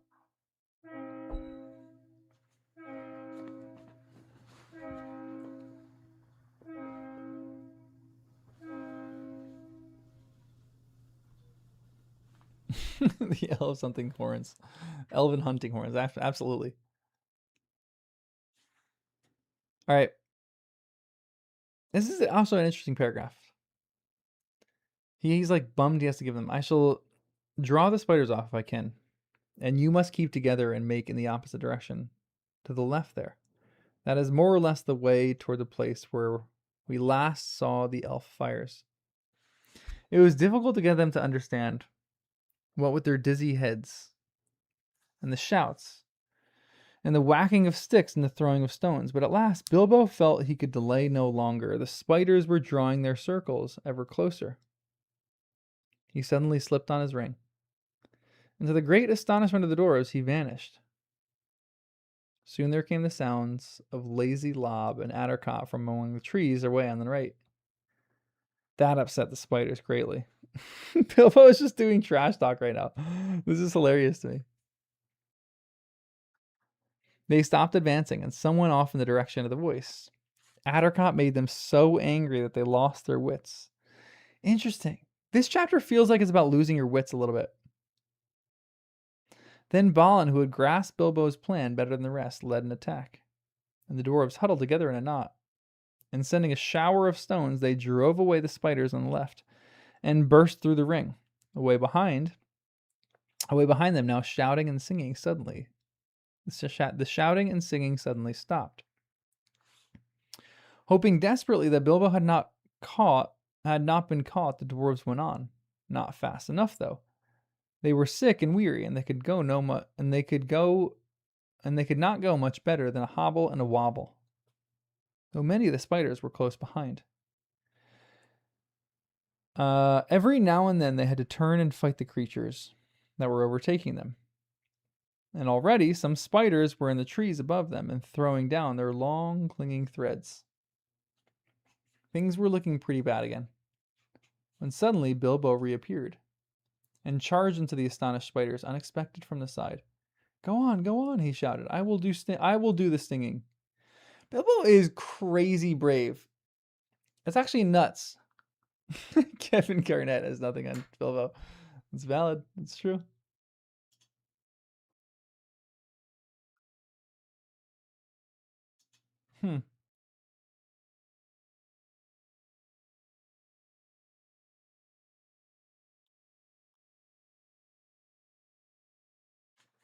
Yeah, it's absolutely a pro rage baiter. You've called the spider Attercop before. Really does upset them. Don't call spiders Attercops in your house if you don't want them to attack you. You got to be kind to spiders. It's funny. There was like a dumb little video. It's obviously not real because people don't know the behaviors of spiders all the time. But there was a video that I saw that it was like spiders when they run toward you, they're in danger and they feel like you can be protecting them, and then when you kill them they get really, it's really depressing because they're running to you for help, which is so dumb. That's not true, but it kind of made me laugh and chuckle the other day.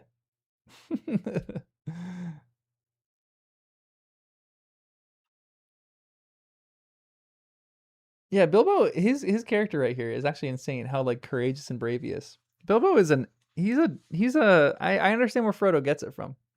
And it's funny too, because I wonder if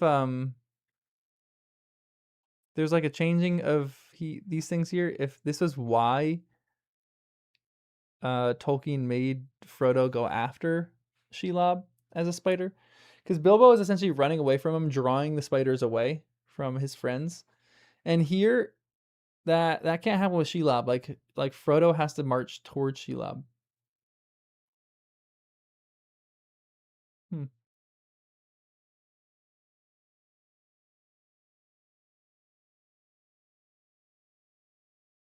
Yeah, you don't eat 7 spiders a year. I've heard that too.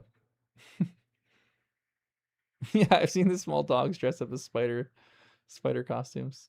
It's so cute. Oh, no way, Alistair, backpacking trip. I love that. Bilbo's in Mirkwood right now, running away from spiders. All right, where are we? And he did. He darted backwards and forwards, slashing at spider threads, hacking at their legs, and stabbing at their fat bodies if they came too near. The spiders swelled with rage, and spluttered and frothed, and hissed out horrible curses, but they had become mortally afraid of Sting, and dared not come very near, now that it had come back. It's interesting, too.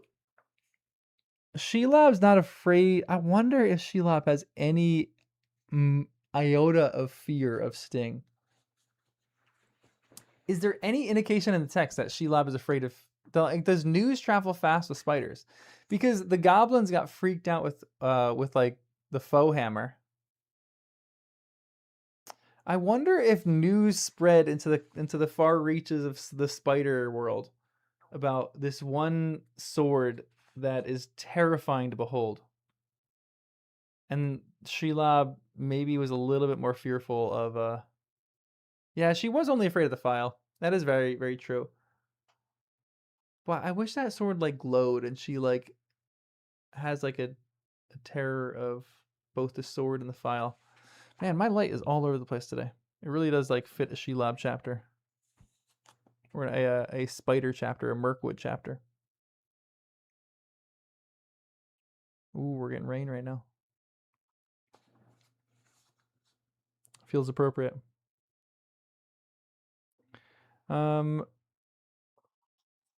They dare not come very near, now that it had come back. So curse as they would, they moved. Their prey moved slowly but steadily away. It was a most terrible business, and it seemed to take hours. But at last, just when Bilbo felt that he could not lift his hand for a single stroke more, the spider suddenly gave it up, followed them no more, but went back disappointed to their dark colony. It is so funny that you don't know like your enemy. Like if the spiders just lasted another 5 seconds, they probably would have overtaken Bilbo. Now we need a good amount of rain right now. We've just been having no rain, so I'm actually happy that we're gonna have rain. And Wesley loves a little rainy walk too, so you might go on a rainy walk later.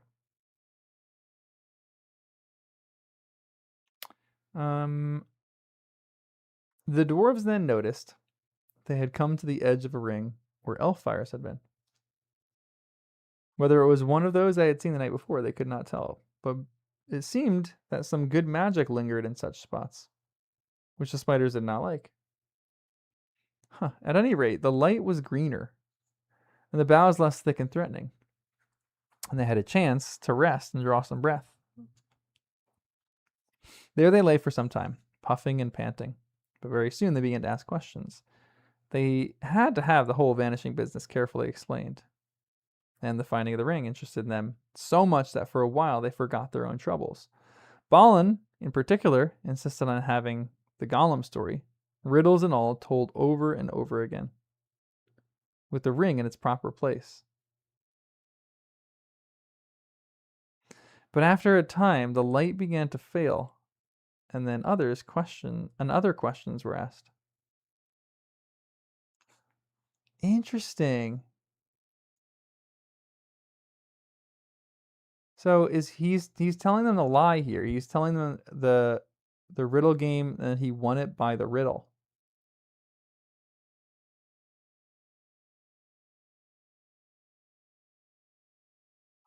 I wonder why. I mean, the ring is the thing that's kind of torturing him, but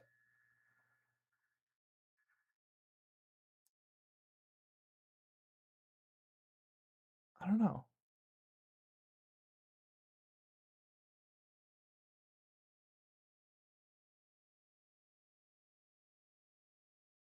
Wait, they forgot one guy? What do you mean?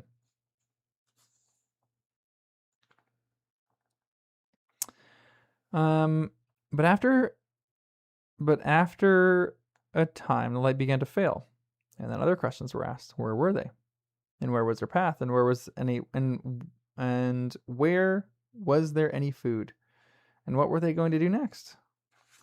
These questions they asked over and over again, and it was from little Bilbo that they seemed to expect to get the answers. Whoa, that's crazy. I love that.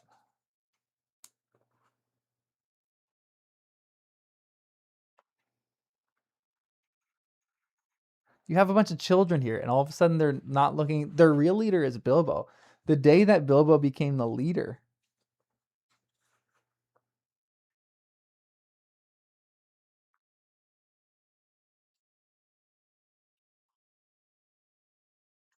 That is so fascinating. What a good growth for a character. A lot of like both active and passive growth. Passive in the respect that the dwarves have over him, but Bilbo just being actively brave. Hmm.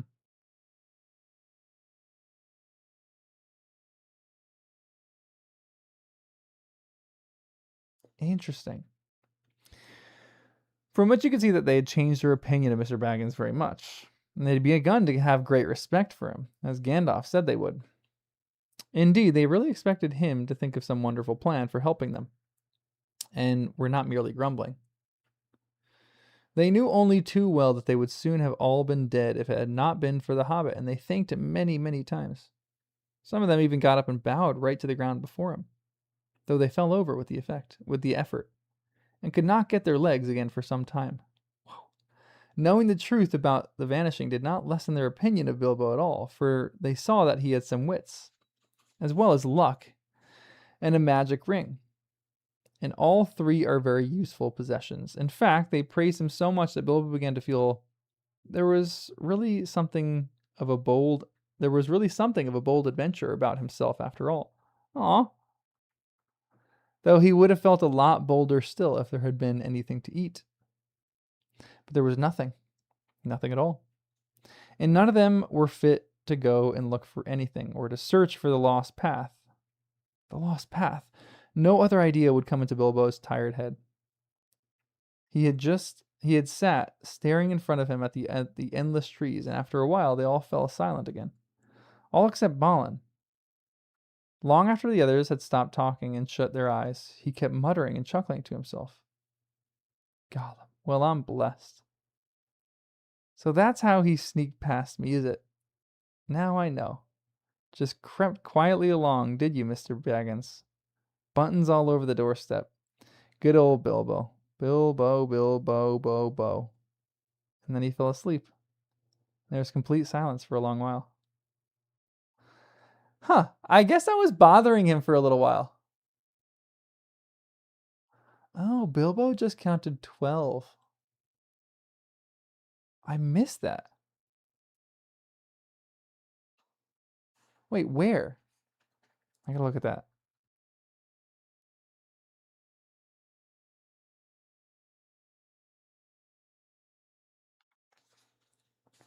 Huh, wait. Bilbo?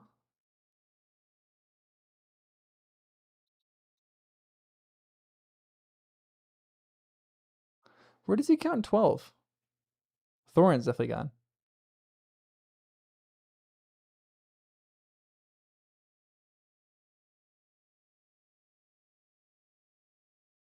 There were at last 12 of them, counting poor old Bomber. Interesting.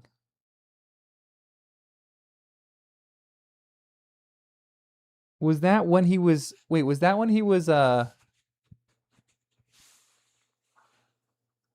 the bottom of the trees after they rescued the one drawer? Okay. Yeah, this isn't really spoiler stuff. Wait, what that exact sentence? They were at least... Let me look this up on my digital copy of The Hobbit.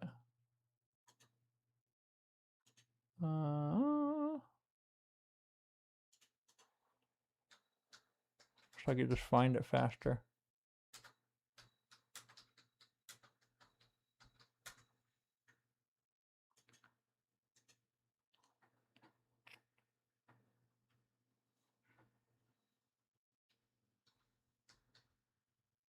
Um,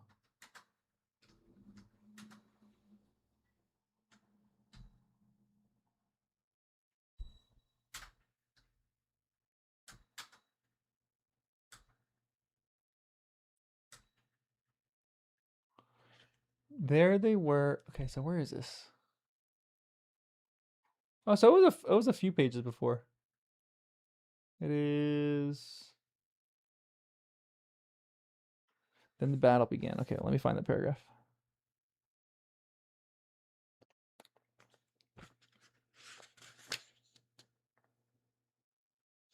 Here we go. There they were at last, 12 of them counting poor old Bomber, who was being propped up on either side by his cousin, Biffer, and his brother, Boffer, and Bilbo was dancing about and waving his sting. And hundreds of angry spiders were goggling at them all about and above them. Okay, so, and it's interesting too, because that's not like, it's not a run-on sentence, because it's correctly punctuated. But it's a long sentence. It's a lot longer than a sentence that he typically writes. So it's almost like he's trying to distract you with the fact of a long sentence by the fact that there's only 12 people that they count.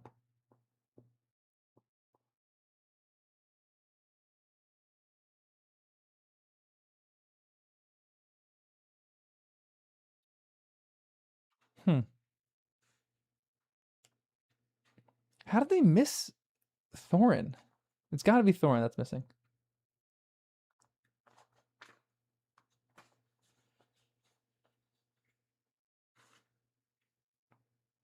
Feely and Keely only count as one. Poor guys. Oh, I love that smell. A little petrichor right now. I wish you could have smell-o-vision, because it smells perfect on me right now.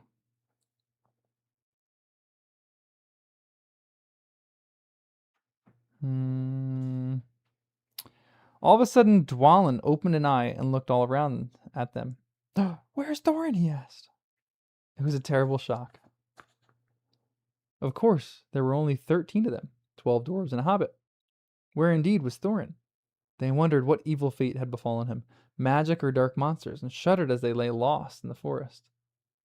There they dropped off, one by one, into uncomfortable sleep, full of horrible dreams. As evening wore to black night, and there we must leave them for the present, too sick and weary to set guards or to take turns at watching.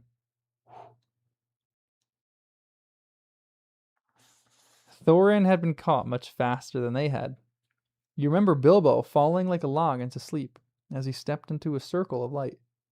The next time it had been Thorin who stepped forward, and as the lights went out, he fell like a stone enchanted. All the noise of the dwarves lost in the night, their cries as the spiders caught them and bound them, and all the sound of the battle the next day had passed over him unheard. Then the wood elves had come to him and bound him and carried him away. Whoa, interesting.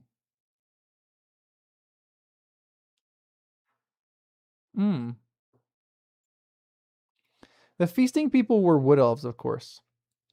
These are not wicked folk. If they have a fault, it is distrust of strangers. Though their magic was strong, even in those days, they were wary. They differed from the high elves of the West, and were more dangerous and less wise. For most of them, together with their scattered relations in the hills and the mountains, were descended from the ancient tribes that never went to ferry in the West. Fairy? Is that a location?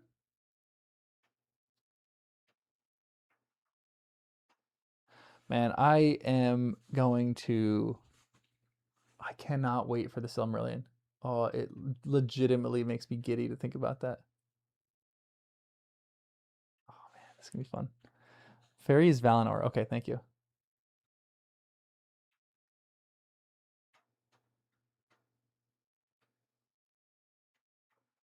Interesting. Chaucer used 40, Dickens around 20, JKR uses 12.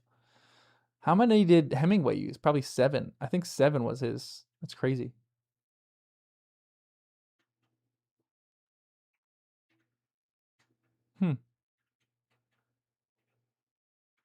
So the land of Fairy is Valinor. Interesting. That would be an interesting like word study. He believes like the places where fairies are the goat. It's the greatest place. There the light elves and the deep elves and the sea elves went and lived for ages. So the light elves, the deep elves, and the sea elves. The light elves, The light elves, maybe. The light elves. Is that Galadriel's kin?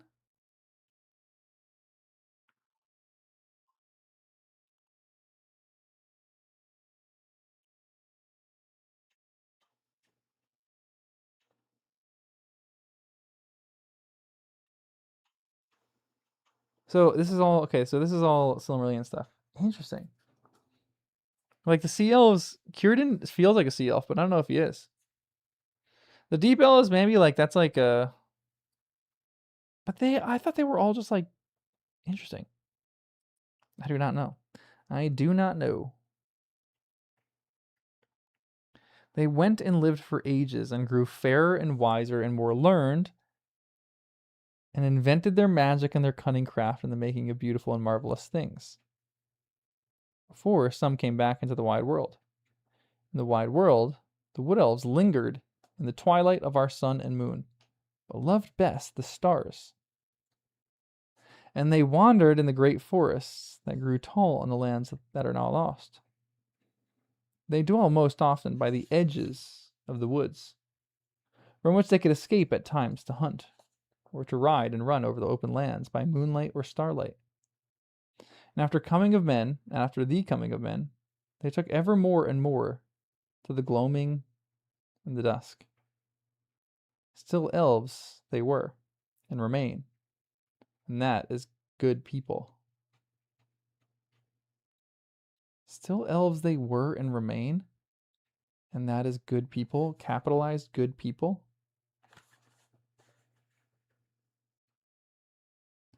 Is that what he's saying that the word elf means? Still they were elves, still they were and remain. Still elves they were and remain, and that is good people.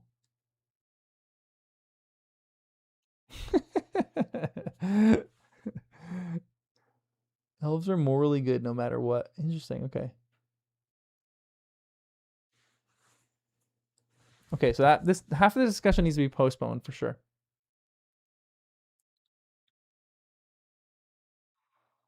Elves are wholesome regardless of what creed.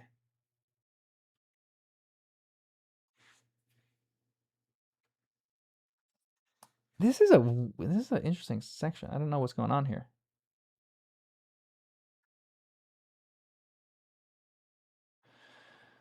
In a great cave some miles within the edge of the Mirkwood, on its eastern side, there lived, at this time, their greatest king.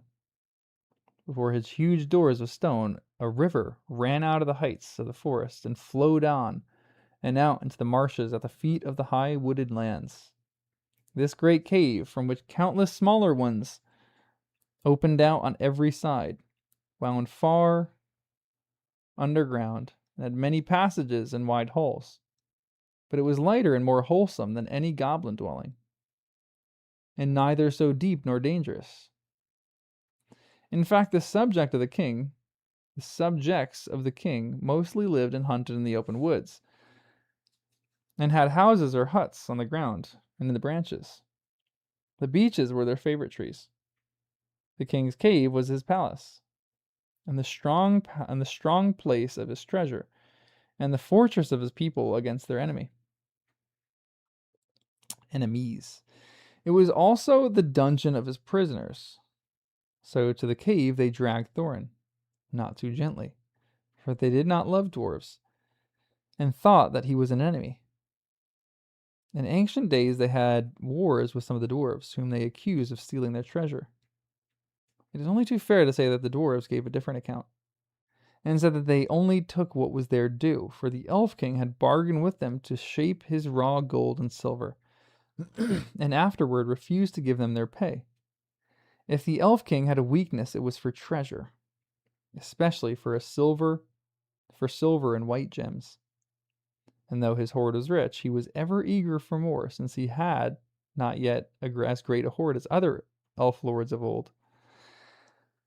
Weird. His people neither minded nor worked metals or jewels, nor did they bother much with trade, or with tilling the earth. These dudes they're like dark elves. Like, nothing about Thranduil in this section makes it seem like he's an elf. He, like, does not possess the wisdom of the elves.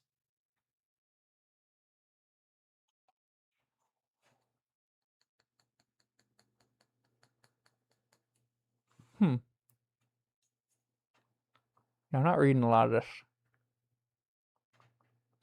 because I feel like there's going to be some Silmarillion spoilers. So I'm just going to keep reading this chapter.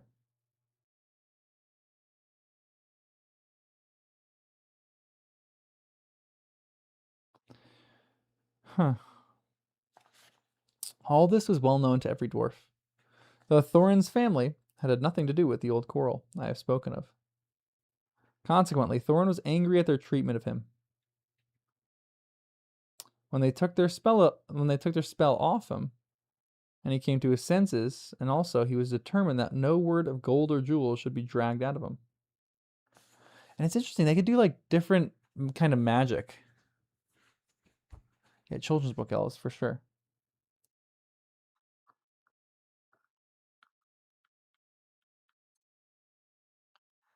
The king looked sternly on Thorin when he was brought before him, and asked many questions, but Thorin would only say that he was starving.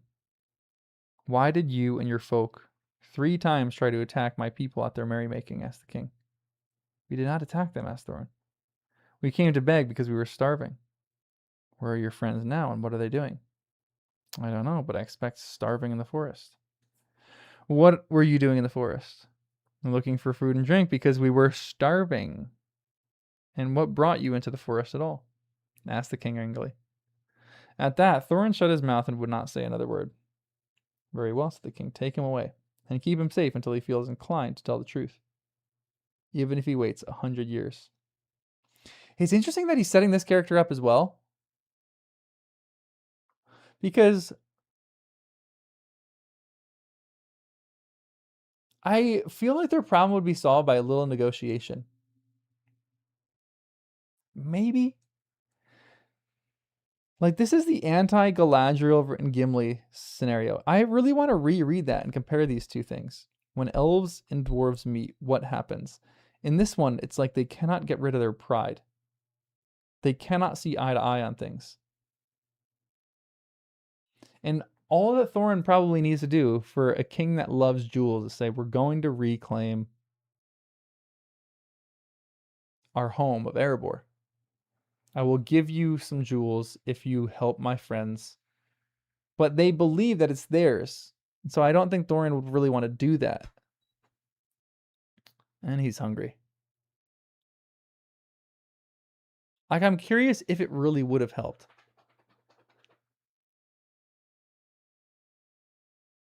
Yeah, there's definitely got to be bad blood here. So I definitely understand that.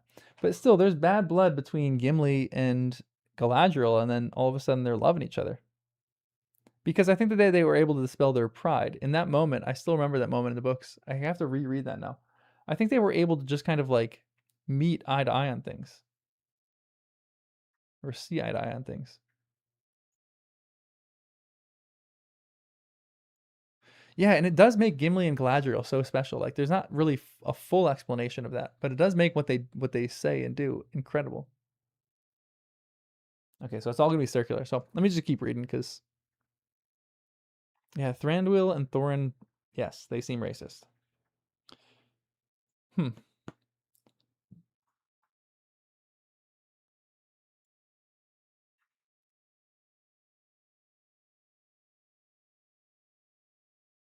It's interesting too.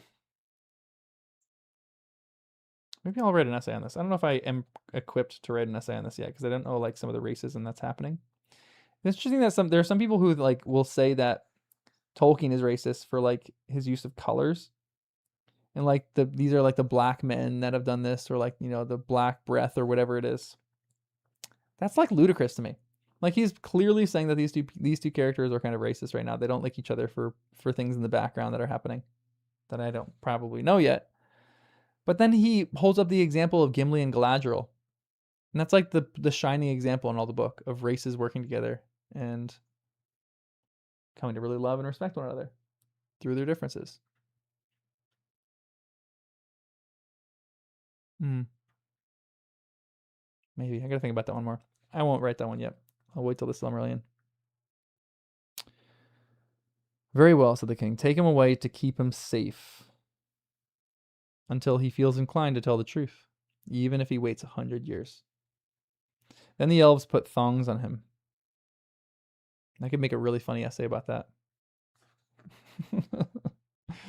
Maybe I'll do that. I'm just gonna write he next to that. And shut him in one of the inmost caves with strong wooden doors, and left him. They gave him food and drink, plenty of both, if not very fine. For wood elves were not goblins, and were reasonably well behaved, even to their worst enemies, when they captured them. The giant spiders were the only living things that they had no mercy upon. There, in the king's dungeon, poor Thorin lay. And after he had got over his thankfulness for bread and meat and water, he began to wonder what had become of his unfortunate friends. It was not very long before he had discovered, but that belongs to the next chapter, and the beginning of another adventure in which the Hobbit again showed his usefulness. Love that.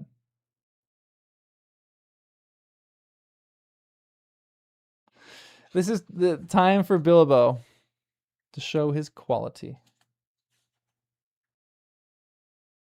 Ah, I love that.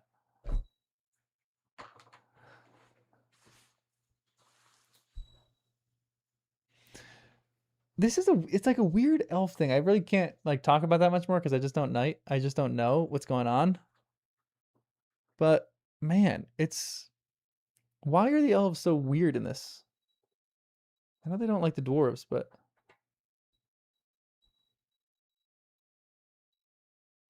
it's strange.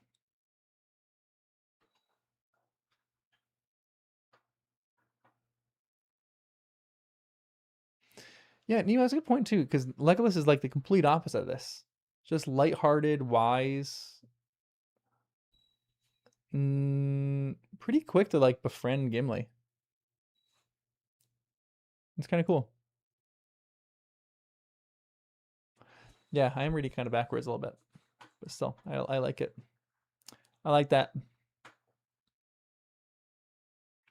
Good chapter.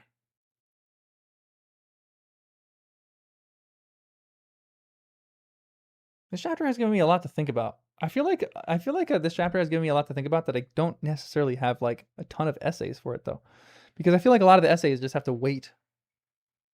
Like I can throw out like perspective things.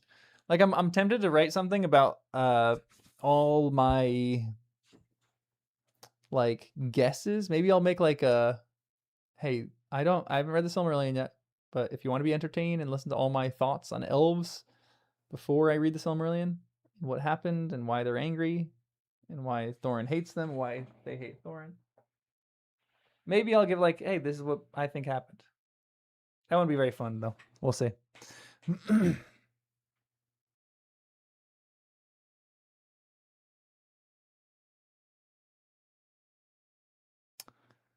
What a bunch of weird elves.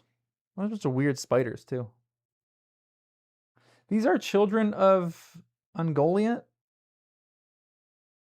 Or children of Shelob? Does Shelob have kids?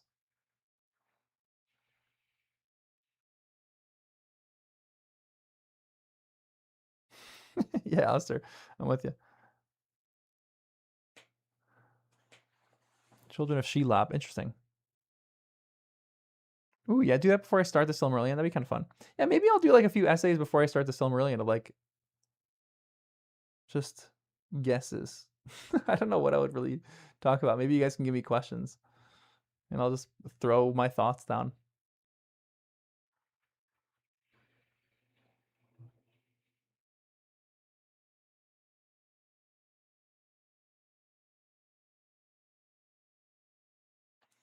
Hmm. I don't really know or understand why Thranduil would be mad, why Thorin would be mad in this section. It does seem like there's history between the two that I don't really know of yet. So I can't really talk about that all that much. I don't think the text gives that many indications for why either of them are angry. The descendants of the offsprings of Shelob. Interesting, okay. How many character deaths will be there be? Oh no. She'll have a single mom. Her kids running amok in the neighborhood.